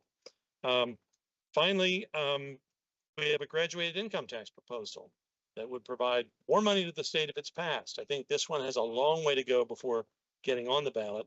It requires a minimum of 2,000 signatures in each state Senate district, which is a very high threshold. So we'll see. There was a referred measure passed by the state to raise the state's Tabor cap, allow the state to retain more money, and focus that money on education. Again, that will be presented to the voters. The voters have not looked kindly upon state level Tabor questions in the past, but we'll see what happens with this one. Then finally, I also wanted to throw in there, this isn't a ballot measure, but the front range passenger rail will likely go to the voters for a sales tax increase for the voters in that front range rail corridor. So how do all these revenue issues, some that would dedicate money, some raise money, we have a potential income tax cut. You'll want to spend a lot of time studying your blue book when it comes out in the fall. Finally, I would say, in summary, I know we've had a legislative breakfast in the fall in the past. I think that's a great thing to consider doing. We'd probably want to do it after the election this year, just to make sure we're capturing any new members who get elected from the delegation. But it's a great way to introduce legislators and legislators-elect to the work of Pikes Peak Area Council of Governments. Jen, what did we miss? Oh, there we are on the screen. I didn't even notice this. Do we have any questions? Or commentary, I'm sure. I'd like to thank Ed and Jennifer for all the hard work you've done and keeping us straight in line too. So, are there things you think we should be looking for next year? I mean, Eric already mentioned, the senior funding.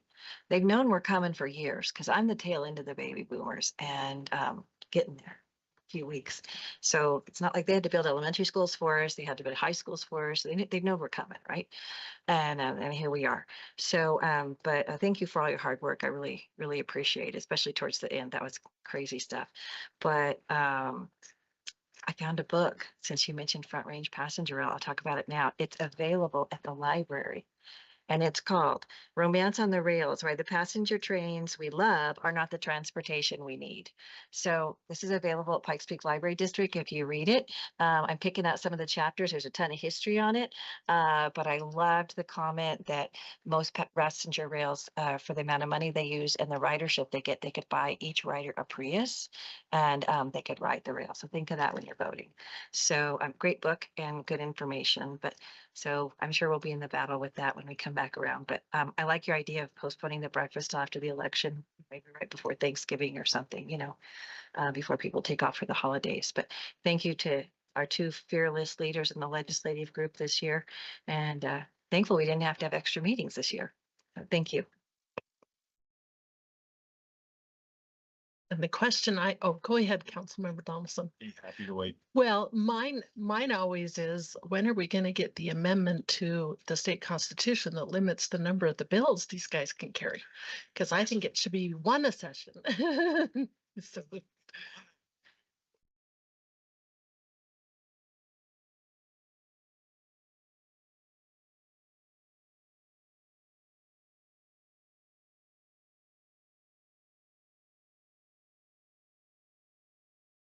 That's one of the big issues. go ahead, Councilmember Donaldson. Yeah, thanks, Madam President. And I also want to say thank you for your work and for your presentation today. How long have you been up, Capitol? This was my session number 38. 38. Ooh. Yeah.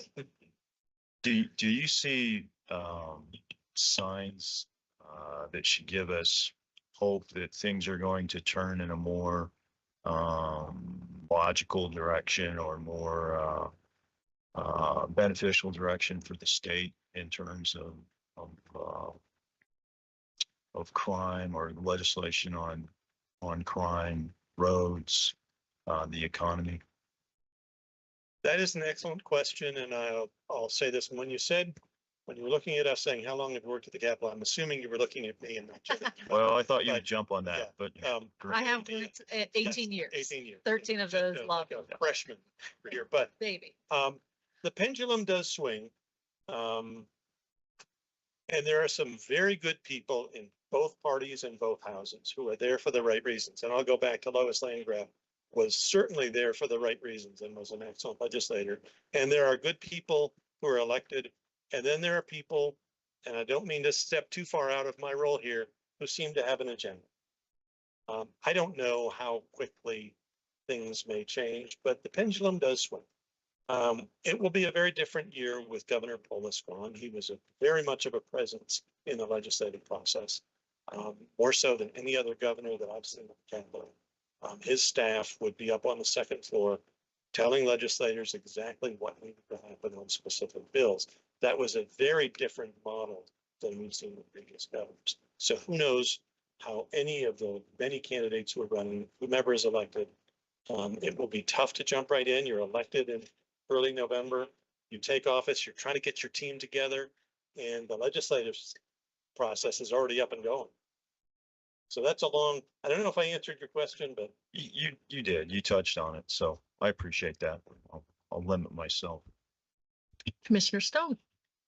Yeah, thank you. And I want to echo everybody else's appreciation and thanks for all of your work. I think I can safely say that the representation that you give in PPACG has strengthened us as an organization compared to, perhaps how we've been represented in the past. So thank you. In regards to, the direction of the legislature, the biggest change that I've seen over the last, other than who was elected is, and you touched on it, the number of appointed people in the legislature. Because it seems to me that when the people elect, the people do a much better job than vacancy committees. Vacancy committees, and left or right, vacancy committees tend to appoint polarizing ideological figures versus somebody who is running who actually had a why to begin with. People that are going to the legislature now, their why isn't about people. It's it's about an ideology, and it seems like that those extremes are really pushed out because of that. Is there anything on the horizon that might lead to fewer resignations, fewer vacancy committees? I know they tried to raise the wages. I actually do think that's a potential solution as long as we don't increase the number of days of the legislature is to pay legislators more so that they can actually afford to do the job, because it really is a year-round commitment to the legislature. But what was the status of that attempt to change the salary structure of the legislature? And is there anything on the horizon to say that there might be some stability where we don't have all of these people coming in who are never elected? And frankly, a lot of them are in their 20s. They've never signed a paycheck. They've never they've never had a career. They've never gone out and, I mean, it used to be that the legislature was ranchers and retired teachers, and now it's 27-year-olds who frankly drive a DoorDash. So what's our future look like in regards to stability of the legislature? I would guess the salary would increase at some point over the next few years. But that's you're all elected officials. That's a tough thing to do too much of a salary increase, even if you set it in place and it doesn't affect anybody till after the next election. So it may increase a couple of $1,000s. I'm not sure they will do anything to dramatically change the appointment process for vacancies. There was the bill that passed, I think, in 2024 that established certain timelines so that if you, in an odd, if I'm remembering correctly, if an odd number year, if it's not an election year, and you resign the day after the session, or even in the middle of the session, there can be an election in that odd numbered year. Am I remembering that correctly? Yes. But if it's an even numbered year and you're too closer to the regular election, then it's not. I'm not sure that will change that. And I think this year is the first year of that. I Yeah. think it goes into effect. So we will see a few of those appointees up for election this year. I can't remember if there's any that affect our delegation.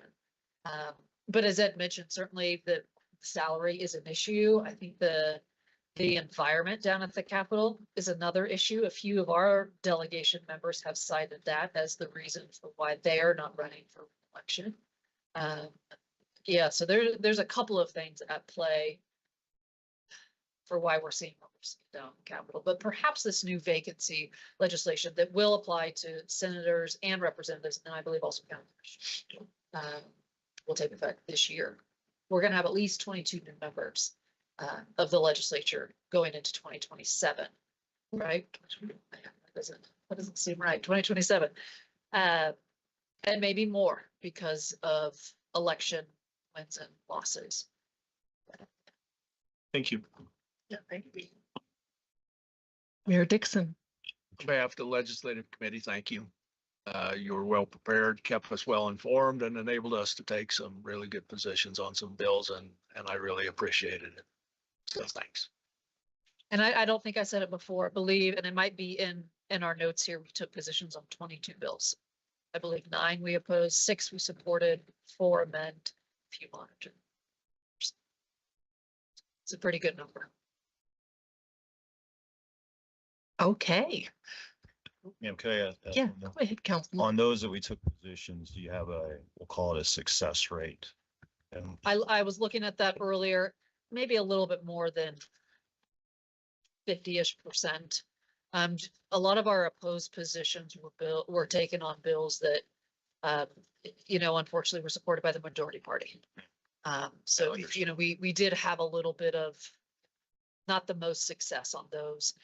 Of course, we did, and I know I said this earlier, the lot splitting bills, we had great success on those, the local control, because there were some legislators that said, hey, this is enough. We've been dealing with these local control issues for the past couple sessions.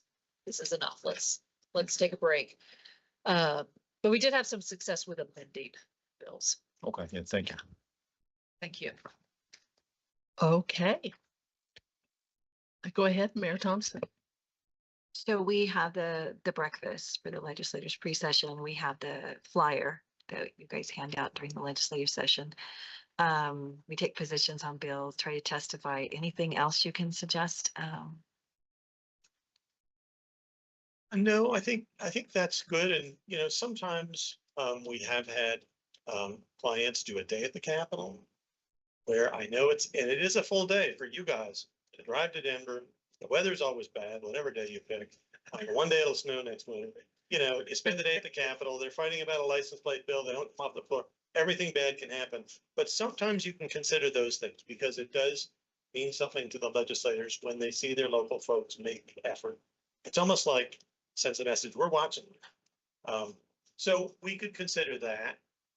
We could consider a variety of other things. You and I know through TRE, through the Resource Exchange, sometimes we've done town hall meetings. So a variety of things, but let's one step at a time and let's really focus on the legislative remnants first. I like to plan. Yeah. Or you could run. Okay. when you're ready to run. Yeah, Madam Chair, just thank you, Jen. Ed, you guys have been amazing to work with, super accessible. So it's been fantastic, great partnership. So thank you so much. Really appreciate it. Good. There is one more legislative item, federal level that Jared's going to touch on. It should be fairly brief. I'm not sure that we need to move quickly on this today, but. Good morning, everyone. So pivoting from state to federal, Amy Kelly mentioned that she just got done with her Super Bowl. We're in our Super Bowl. This is federal reauthorization for surface transportation, which is just as exciting as it sounds. I can't tell you just how exciting this is. 1,006 pages and just nothing but fun. So I will try to be as brief as I can. Andy was at a conference in Tulsa with the National Association of Regional Council, so he'll jump in to either correct me or add other commentary. But this bill was introduced on a Sunday night in May and was passed 4 days later from in-house transportation by 62-2 vote. So obviously a lot of bipartisan support for the bill. Overall, we consider it a very solid bill. It captures a lot of our priorities, but doesn't capture all of them. And if Tom, if you can go up to page 92, because I got a little bit of a summary there. But some things that we're really excited for: additional funding for MPOs, lowered the local match from 20% to 10%. It also allows greater flexibility in what those funds can be used for. For example, the Safe Streets and Roads for All project that we did, technically that was through Woodland Park because they were an eligible applicant. We weren't. We would be now based on this change. We would also be allowed to be a direct recipient of those planning funds instead of that going through state DOTs. That was another one of our big priorities. Greater focus on formula funds compared to grant funds, which was something we were excited for. It does preserve some grant programs like that Safe Streets and Roads for All, which is proposed to be codified in US code. And it creates really exciting thing: dedicated funding for locally owned bridges, which is something that a lot of the coalition of local government officials were really pushing for. So those are all things we're excited for. Some things that weren't included was an adjustment for population. That was something we have been pushing for. We've been pushing for a long time now. Array of good news. So the Senate Environment and Public Works Committee, which is the primary Senate committee over this process, they had a hearing last week with Federal Highways, and Senator Curtis from Utah brought that up as something to address. So that was encouraging to see kind of the first glimpse of what the Senate is thinking on reauthorization. Another piece that was not included was dedicated structure for rural transportation planning organizations. Again, we saw some good commentary on the Senate last week from Senator Kelly from Arizona on this particular topic. So the two areas that weren't included that we would like, it is on the radar on the Senate side, which we're excited to see. The concern for PPACG, and if we can scroll down just a little bit, it is on the 5310 funding. So this is coming from Federal Transit Administration. This is something that we bring for your approval for distribution. So the two providers that we have for 5310 funding are Silver Key and Invita. And this is funding dedicated to transportation, specialized human transportation. Think of those with disabilities that just are not able to use a standard bus as easily. We are, based on the bill, that funding would decrease a little bit, but I've broken down the current fiscal year plus 3 previous, as well as what the next 5 years in this bill would look like. And so you're not seeing a huge decrease, but you are seeing a decrease, and we're not even able to meet our current needs, much less the forecasted needs. It would take about 3 years for us to just get to where we are now in terms of that funding. So that is something we're kind of keeping an eye out. In terms of the top line budget, 474 billion over 5 years, does include new fees on electric and hybrid vehicles. It would only generate about $10 billion over that 5 years. In terms of the solvency for a highway trust fund, that does not come close to matching that deficit, but it is at least a start. That was included in last year's HR 1, and it came out on the Senate side last year. However, based on that Senate hearing last week, I think there is more likelihood that those fees will stay in place. The philosophy being that everyone who uses the road should pay something for those roads, because right now it is only coming from the gas tax, which EV vehicles do not pay. A little bit of I wanted to talk about that local government bridge program. We're seeing an increase of $45 billion dedicated to bridge formula funds. That's about a 64% increase from IIJA, which is the current authorization bill. Of that, 25% of that is set aside for locally owned bridges that would go to states, and then states would administer a grant program style. But that'd be a 95-5 federal to local split. So that's dedicated for that purpose. And then another 20% is set aside for local governments for off-system bridges. This state would be required to consult with MPOs and local governments on that. Transit overall, we did see a decrease in guaranteed appropriations. I don't think we were surprised by it. I think we're more surprised that it wasn't more, quite honestly, from the discussions we were hearing. A lot of focus is on safety related measures when it comes to transit. But big picture, I think collectively, and I'll be interested to hear what Andy heard at the conference this week about just in talking to some people across the state, across the Intermountain West. I would say kind of a sigh of relief. I think we were hearing just rumors of what could have been, and I think we were pleasantly surprised at what was proposed. Definitely a lot of clear wins for local governments and MPOs that we're really excited for. I think there's some opportunity to kind of adjust it a little bit more, but I think we're feeling fairly good about where this bill is. We talked about it at legislative committee last week, and considering a monitor position for action today. Just provide some more opportunity to get more information on this bill. We're not expecting this bill, honestly, to make it through to the finish line before September 30. The House has a lot of priorities and not a lot of days left to get them done before the midterm elections. The Senate has no version yet that they've introduced. So they're behind the 8 ball on this.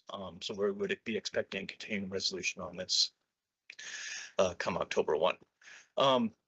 Happy to go into more detail, try to go as quickly and as high level as I could. And I'm going to put you on the spot if you've heard anything else. If I could, yeah, just Madam Chair, just real briefly, and the big takeaway is there's going to be a battle, we think, with state DOTs and the local regional entities that have been advocating for this bill that we think is really, really solid. And I'll come back to that in just a second. Jared referenced the LOT Coalition, that's the local officials and transportation. And I think we collectively feel local communities, regional councils, our voice has never been heard more strongly than in the draft bill that's out there now. We really were all collectively at the table between regional councils, NACO, National League of Cities, a couple of other associations that were part of this LOT coalition. Just super effective collaboration, and our voice is definitely heard in the draft legislation that's out there. As far as what's going to happen this year, there's a fair amount of talk about this, and it's going to be a continuing resolution. Nothing's going to happen before September 30th, and probably going to be CRs after that. It's a 5-year bill.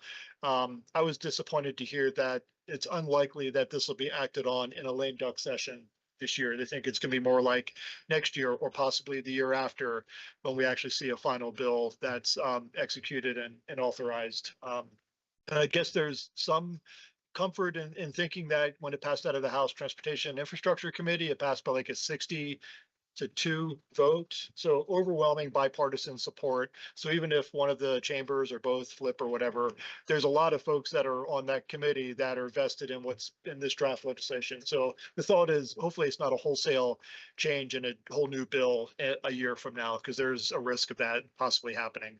But anyways, probably not going to move anytime soon, including by the end of this congressional session. But back to AASHTO, there's no Senate bill yet, and I think the battle with state DOTs is going to start to take shape once there is a Senate bill that comes out. They've mentioned that Senator Capito from West Virginia, she's the head of Environment and Public Works. She would much rather send every dime to state DOTs, and John Hall is probably thinking this is a great idea. It was in a hearing, I think, recently. Somebody either with AASHTO, the Association of State Highway Transportation Officials, mentioned, or it might have been Capito herself, said metropolitan planning organizations and their local jurisdictions they work with, they don't spend the money fast enough. They don't obligate it fast enough. Just give it to state DOTs. We know how to spend it. So I think that's the fight that's going to be brewing, and especially coming up in the Senate side. So we feel I great think about they this do bill. know how to spend it in West Virginia. That's been our problem. We want to get it to other states.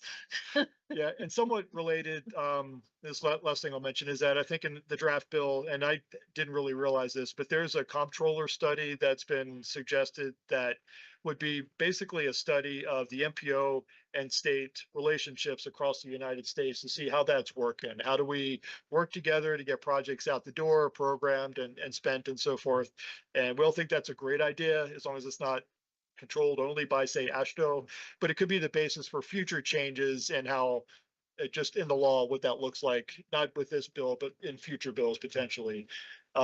But I think the feeling is that there's shaping up to be a battle with states. Unfortunately, AASHTO has not been totally forthcoming in kind of sitting down with this LOT coalition to talk about how can we get our priorities in alignment. So we got a little ways to go yet.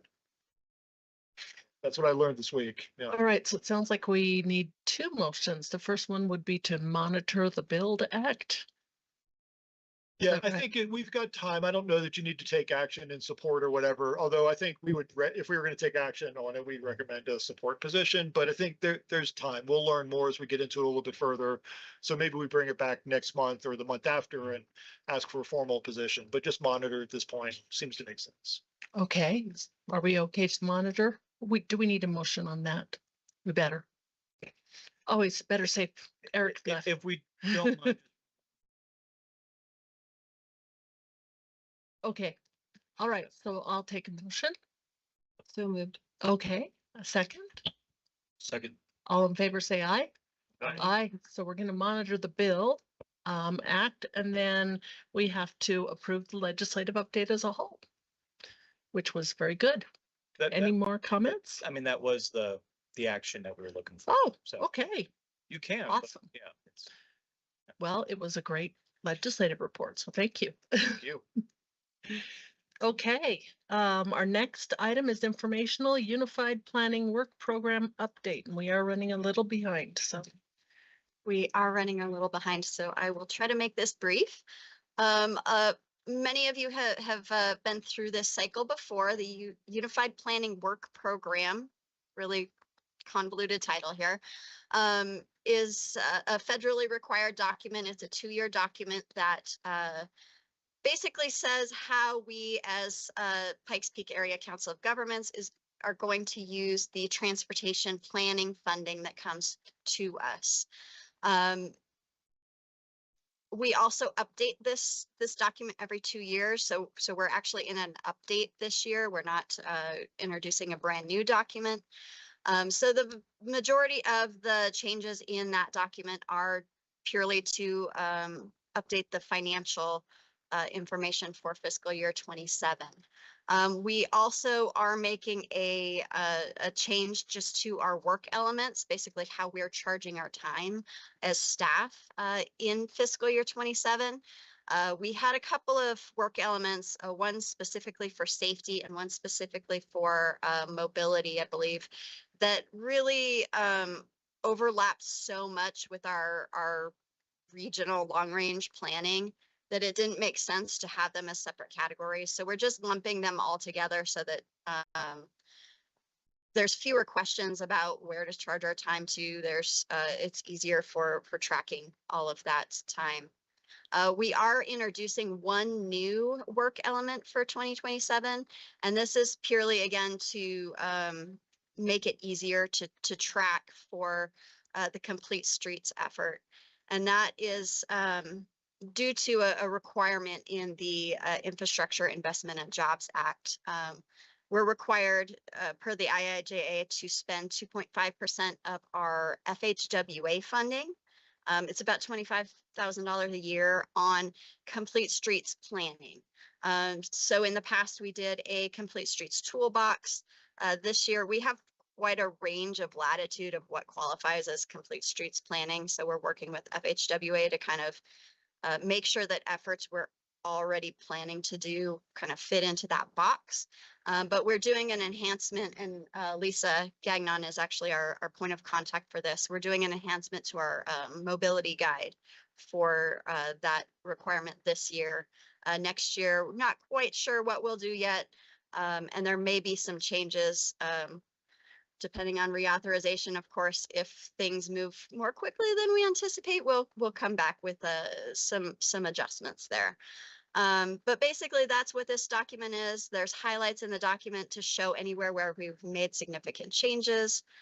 You'll see this document again a couple of times because we are required to put it out for public comment. So next month, we'll bring it back for release for public comment. And then also again, back for adoption. So plenty of time to ask questions. I do want to make just a couple of comments about the highlighted kind of actions that we're doing right now and things that we will be moving into next year. Right now, one of our biggest projects is our regional freight plan, which Josh and John are points of contact for. We're expecting that to be later, finished later this calendar year. We're also getting started more heavily in the long range plan cycle for the next one. So we're working right now on some fact sheets that we can use in our public engagement and some of our educational opportunities. We're hoping next year to start on our public survey, which is part of our long range plan requirements. We're also really eager to get started on our specialized transit plan or our specialized transportation plan, and also work with Mountain Metro on our transit plan, hopefully in fiscal year 27. And then another thing we are working on right now to get started that you will probably be hearing about soon is working with our Transportation Advisory Committee on our update to our congestion management process. So all things that you'll hear more about. Happy to answer any questions, but won't delay this any longer. Are there any questions? Okay, thank you. Thank you. Appreciate it. All right, we have under other reports and minutes, we are going to move all the way down to the CDOT monthly update, if John's ready.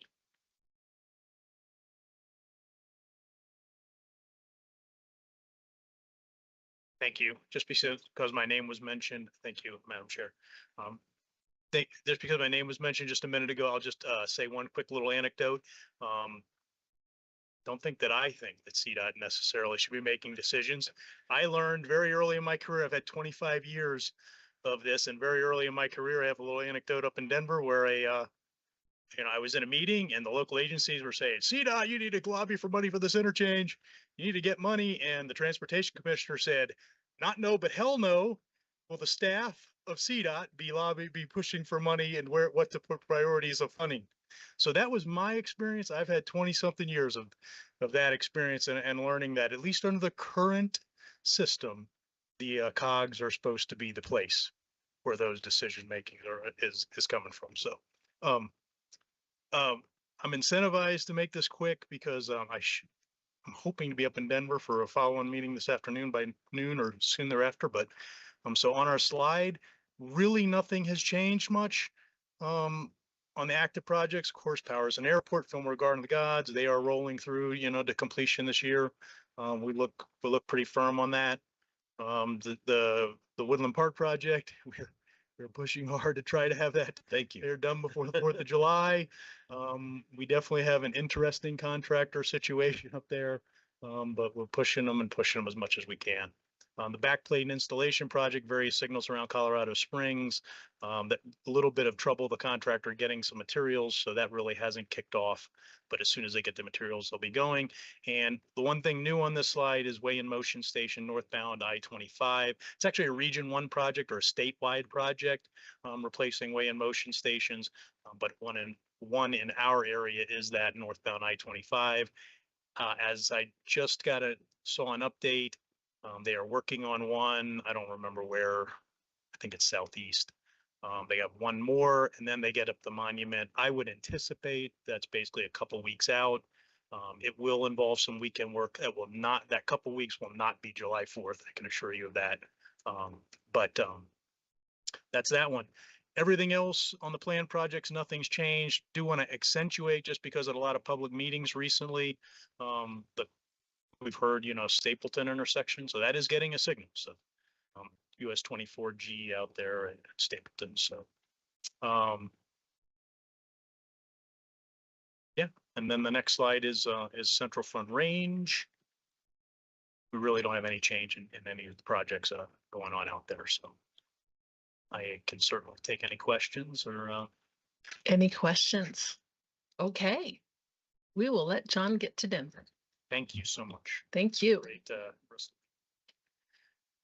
All right, the Statewide Transportation Advisory Committee, we met last Thursday, and I guess the big report, I was looking through the notes, was on the multimodal option fund and the fact that it's how much money we have this year and then the next couple of years through 2030. And so those will be some funding options that y'all have if we need that, if someone wants to apply. And that was pretty much the update that happened during the meeting. And then do we have and we'll send out the minutes of that meeting too. I apologize, it's a short update. Front Range Passenger Rail, Commissioner Applegate. Thank you very much. In a way, they kind of stole my thunder of the legislative update. So that's kind of basically where we're going with it. It's going to be a ballot initiative. You're going to see it this year. They're still splitting hairs kind of about the ins and outs, but I think they're going to have a general consensus here pretty soon. So how they're going to word all the ballot language. So I just know that it's kind of a detriment to its communities up north that were north of Denver. They were promised RTD dollars for years. They started paying into RTD. They planned whole neighborhoods around basically a train track or a rail line coming through the middle of those neighborhoods, and they haven't received anything from that. And now RTD is so upside down, they can barely afford to hire right now, and they almost have to. But so all kinds of issues with that. So I don't know. We'll see what the details are going forward. I got a meeting coming up on Friday, or to be last Friday this month. So the 26th, I think it is. So feel free to sit in if you have any questions. Public is always invited. So. All right, Executive Director report. Thank you, Madam Chair. Just real briefly, a couple of things. First of all, welcome, Mayor Jones. We kind of jumped right into things this morning as we did introductions, but it's your first meeting with us. So thank you so much for joining us, and just encourage all the members to get to know Mayor Jones. So thank you for your participation. Just two other things real quick. We're kicking off an update to the AAA 4-year plan. We have to develop a new plan every 4 years that identifies our service needs and priorities across the region. We use that as we allocate funds with the grants that we get each year when the board decides where the money's going to go. This kind of provides the framework for what the needs are across the region. We're going to do a bunch of community conversations, and I'll send something out with this as well with the dates and locations and all that. But I know we have a few coming up in July and August. We'll be in Divide. On July 9th, we're going to be in Fair Play, July 24th, and Monument, August 27th. So this is kind of a big deal as we update our long-range transportation plan. Once every 5 years, similar kind of effort goes into our 4-year plan as well. So you're gonna hear a whole lot more about that throughout the summer. And then finally, for our board workshop in July, we have a conflict with that Friday, July 3rd. That's a holiday, given that it's the day before our celebration of our 250th birthday. So anyways, we shifted the board workshop. You may have seen this on your calendars to Thursday morning, July 2nd, if necessary. Going to try to see if we can just cancel it if we don't have many heavy action items that we don't think we can handle at the regular board meeting the following week. But stay tuned for that. Going to aim to cancel it, but it might be on your calendars for that Thursday instead. So that's all I've got. Thank you, Madam Chair. All right, well, since I got to get my float ready for the Monument Parade, that's a really good thing. Okay, so Mayor Jones, this is where we tell about events happening in our community. So tell us what's going on. Thank you. Yeah, thank you for the welcome, both of you, Madam Chair and Andrew. Appreciate that. Couple of things going on. In Woodland Park and of course in Teller County, we're looking forward to an exciting summer. We have the Shining Mountain Golf Course that is now open, and I've been there way too many times. We also have fire mitigation going on in our Avenger open space. So we absolutely look forward to that. That's going to be occurring June 26th, I think, through July 1st. And then finally, this July 4th, of course, all of the cities will have something going on, but we have our old-fashioned 4th of July. So yeah, we're looking forward to this summer. That'll be it. Maybe next year I'll come up to yours. Okay. Everybody's welcome. Okay, Mayor Dixon. So yeah, July in Green Mountain Falls is gonna be just a whirlwind. July 4th begins the annual Green Box events. There will be a parade that day, and I'll be cooking the hot dogs for the hot dog lunch. And then those events last 2 to 2.5 weeks, and then we will have our Bronc Day celebration on the last Saturday of the month, and that's another parade. And so yeah, we're just going to be pretty well having parades after parades this in the month of July. So you're welcome to come on up, and if you can hopefully find a parking place, feel free to attend. Did you say the last day of the thing was? What did you say the last day of the thing was? The what parade? Oh, Bronc Day. You don't want to know what I heard. Okay.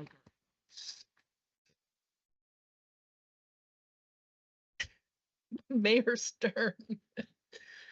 So numerous years ago, Palmer Lake was gifted 28 acres, called, Elephant Rock. It was originally a Salvation Army, camp. And, there have been numerous, attempts to figure out what to do with it. And one of the things that has been figured out what to do with it is that we're, selling off part of it to, a company that's going to be known as Eco Spa, and they're having an open house this weekend, the 13th and 14th. There will be music and food and tours and things of that sort. So that's something that's happening in Palmer Lake. We have Winnie the Pooh by Theater on the 18th, Father's Day Ice Cream Social on the 21st. Our farmers market opens for the year on the 28th, goes through October. We are installing a troll at the bridge over the railroad tracks, and that unveiling will be at the 28th at 2 p.m. And we, of course, have a festival on the 4th of July, which will be all kinds of activities with fireworks over the lake at the end of the day. All right, Mayor Thompson. Yeah, well, I don't have a big 4th of July thing I'm just gonna go visit everybody else on the 4th of July. I would like to, we're excited that we continued the free fares for the summer, even though the state took that grant away. We went ahead and took some money out of reserves, so the buses are free. And since last month to this month, we've had a 42% increase in ridership. So it is a program that we feel is worth investing in for our residents for the summer. And hop on the bus and shop in Fountain. And then we have a Saturday farmers market every Saturday at Metcalf Park. Hey, Mayor LaKind. I think she came up with an idea for you and I to get together and shuttle other elected officials around between our 2 4th of July celebrations. There you go. We don't have to worry about the parking. Right. So last week, Monument celebrated 147 years. We had an amazing birthday bash. And a sound and light production system that rivaled Ford Amphitheater, and no complaints about noise.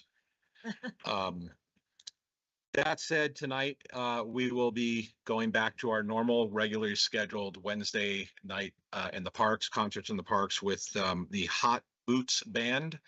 They are a fun group, so if you have nothing to do tonight and you would like to go see some free music and get food truck food, that starts at 6:30. Elephant Rock is a very cool property, so I want to give props to Palmer Lake and what the company is doing with the spa. It is a very, very cool property, and it is sort of buried and nestled off 105. You got to go through some dirt roads and everything to get to it, but what they're doing is going to be really cool. So come see it this weekend. Mayor Johnson. All right.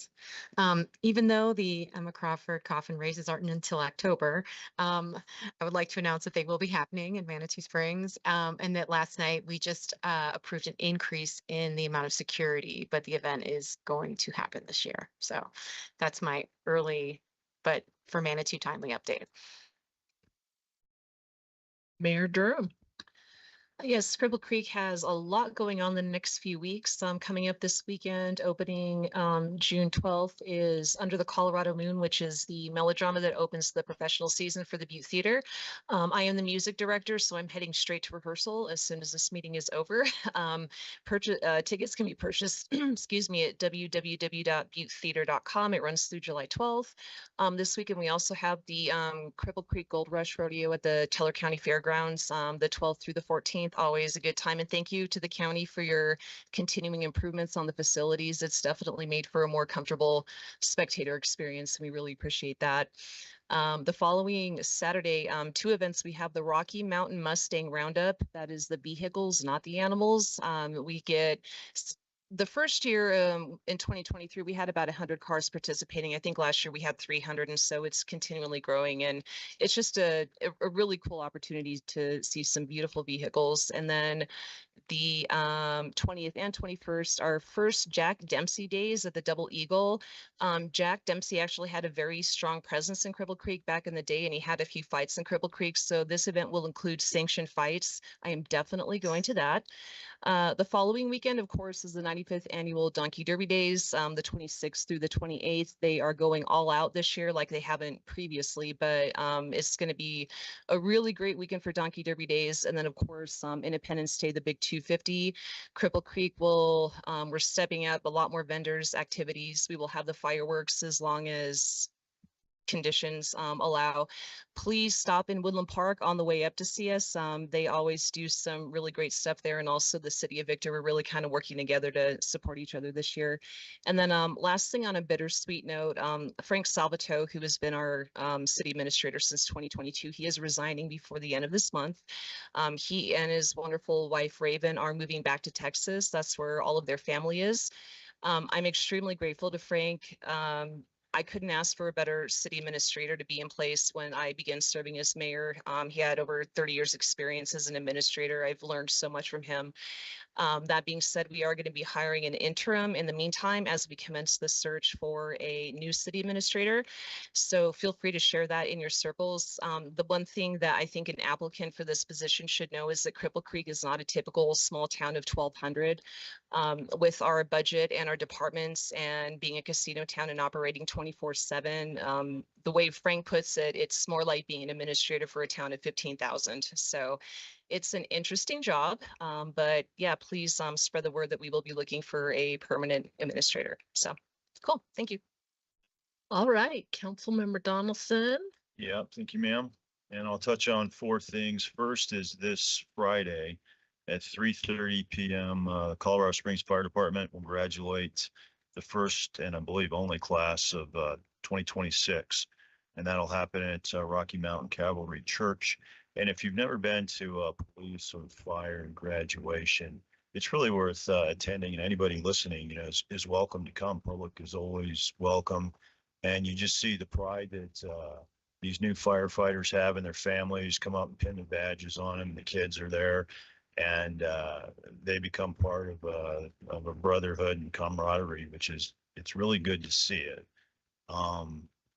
The next thing is this Sunday, there's the Garden of the Gods 10 miler, and there's also a 10K and other races there at Garden of the Gods. That's also a really unique event, which is good to see. And yours truly will be participating this year. I've done it in the past. I've never been as old as I am now, so there will be more walking involved on the hills this time. And thirdly, next Wednesday, June 17th, 5:30 in the morning, is the Western Street Breakfast. What a tradition here in Colorado Springs. Even if you have been, you need to come out to that again. The breakfast is great. It's prepared by the cooks from Fort Carson right there on site. There's different tables that are set up for kids. There's, like wildlife displays there, and the range riders ride out, and you see that too. And then finally, next Sunday, June 21st, Pikes Peak Hill Climb, the race up Pikes Peak. It's an internationally famous race. So those are four things going on in the next couple of weeks. Thank you. Okay, we're going to go Commissioner Applegate, Commissioner Stone, and then if people are still available online, we'll get to them. There we go. Thank you. So I'm actually going to be out Friday. I'll be in Russian Yoder area at Miami Yoder High School. I am hosting a candidate forum for candidates. There's going to be a couple people there that'll be running for state rep or state senate. There's also going to be people there running as high as governor and statewide office. So really excited. Special shout out to Stacy Brewer for organizing that event and getting together with the neighborhood and the community. Next day, Saturday, I'm going to be out for Hanover Days out in the Hanover area. They do their tractor pull, and they'll have some food trucks out there. They'll be in the park, and that'll be a fun little community event. The fire station usually shows up in force, and a lot of them help volunteer. 17th again is the street breakfast, and me and Commissioner Weissong, we got a little special presentation. We're going to be speaking that day, so I'm really excited about that. And on 4th of July, Ford Amphitheater. I'll be at the Ford Amphitheater for their orchestra event and their fireworks. So that's what I got coming up the next few weeks. So, Commissioner Stone. Thank you, Madam Chair. A few extra things, Victor, since they're not here today, they do have a couple of events coming up. They have their Gem and Mineral Show coming up on, I believe, June 19th through the 21st. And that's not just the Gem and Minerals. They also have nighttime entertainment, and it's a wonderful time to go up and experience Victor during the summer, which is a really cool place to be. And don't forget about the bakery over on 3rd Street. It is amazing, the Gold Camp Bakery. Also, they are having their annual Gold Rush Days, and I believe those are July 17th through the 21st, I think is the date of Gold Rush Days, another great event in Victor. Not an event, but it was a seminal event, is yesterday we poured foundation for the new Teller County Central Service Center in Divide. We expect to see cranes go up in the next few weeks with a goal of opening that building November, December of 2026. So just 5 or 6 months away from now, and we are on time, under budget, and sailing. So we're doing really good on that and happy about that. Also, about Pikes Peak Hill Climb, it starts in El Paso County, ends in El Paso County, but 90% of the race actually happens in Teller County. And Clint Baschultz is going for his 25th divisional win, Woodland Park's own Clint Baschultz. And the Baschultz family, if you're fans of the hill climb, they are truly the kings of the mountain. And then my neighborhood is actually where the Baschultz's race shop is, where their dynamometer is, and people move into the neighborhood, build a house, and they're in the mountains, and all of a sudden, about this time of year, you start to hear the roar of engines pretty much across the whole city, but in my neighborhood, it's right there. And people are like, what is that? And I'm like, that is the sound of summer. Because people come to the Baschultz's to tune their engines before they head up at the Pikes Peak Hill Climb. But it is a great event. I hope everybody has a great time and a safe time. Also want to point out, though, in addition to Woodland Park, in addition to as part of the Old Fashioned 4th of July, they do have the Symphony Above the Clouds, which the Wind Symphony on the 4th.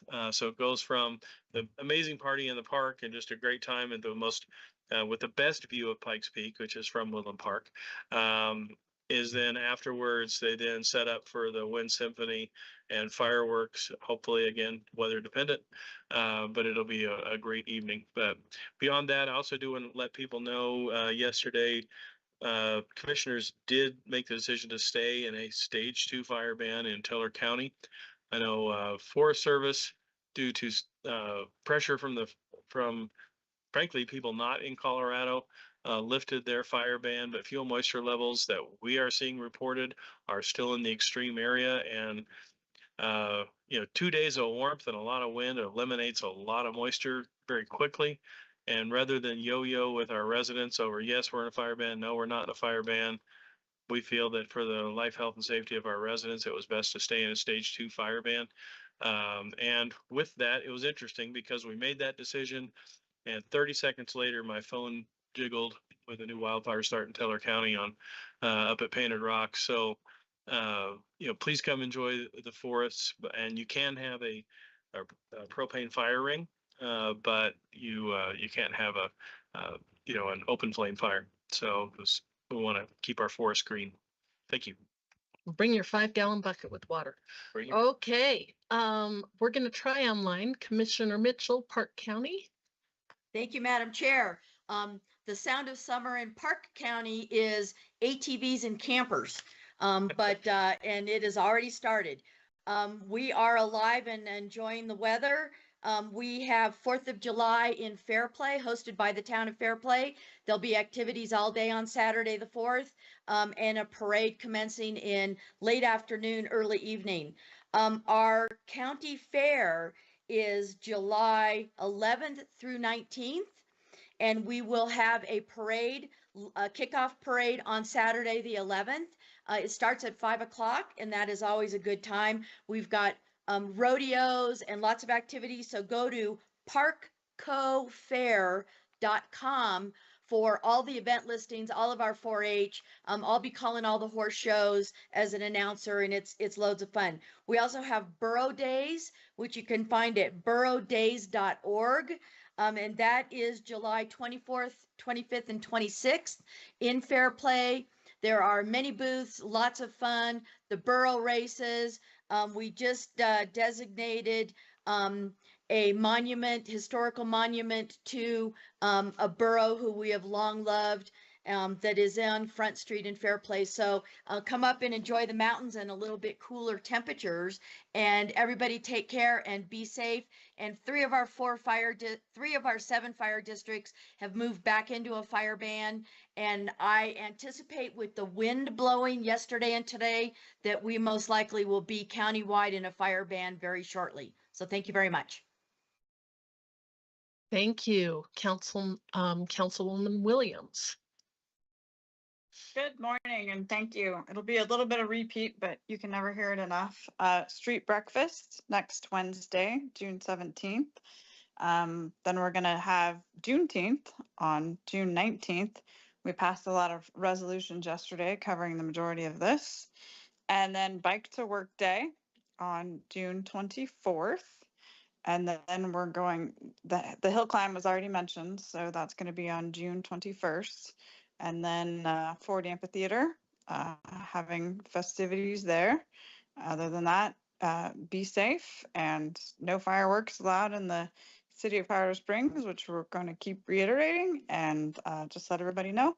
Be safe and have fun, and happy 250 United States. Thank you. Okay, Councilman Rainey.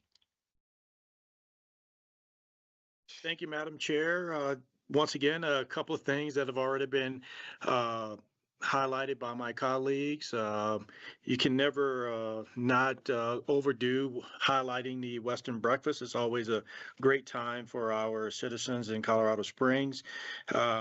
Also want to highlight that Mount Carmel, our Veteran Service Center here in Colorado Springs, is holding a 10th anniversary concert, benefit concert, tomorrow on Tejon at 7 p.m. So if you have time, what a great opportunity to go out and support not just the center, but to support the veterans that have worked hard to put that benefit concert together. Also on the 19th, there's two great events that are going to be taking place. There's the Juneteenth breakfast that will be taking place at the Antlers. And later that evening, there will be a range ride that will be taking place. The bus departs from Penrose and will be heading out. And that concert, I believe, will be at the intersection of Fremont, Teller, Park counties. And that should start around, I believe, 5 p.m. But the bus does depart Norris Penrose Center at 3:15. It's going to be at the High Creek Ranch. So a lot of great Western activity that we got going on this month, celebrating our great heritage here in Colorado. That's all I have. Okay, thank you. So I will conclude. We have our El Paso County Fair is July 11th through the 18th. I believe there's a kite festival in Falcon coming up, and I believe it's at Homestead Park. I always reference the Monument 4th of July Parade. I think I have been a participant in that for 25 years, and next year I am going out of town somewhere. So I'm making plans in the future because I would like to go watch a parade and not be in one. And then other than that, we just have a lot of fun activities as we celebrate our semi-quincentennial.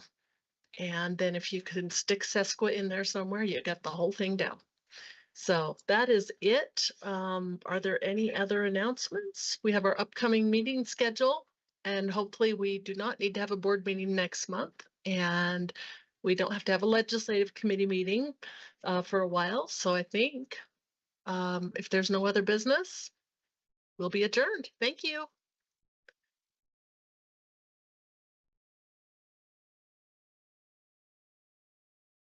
Yes, and please take a book in the back.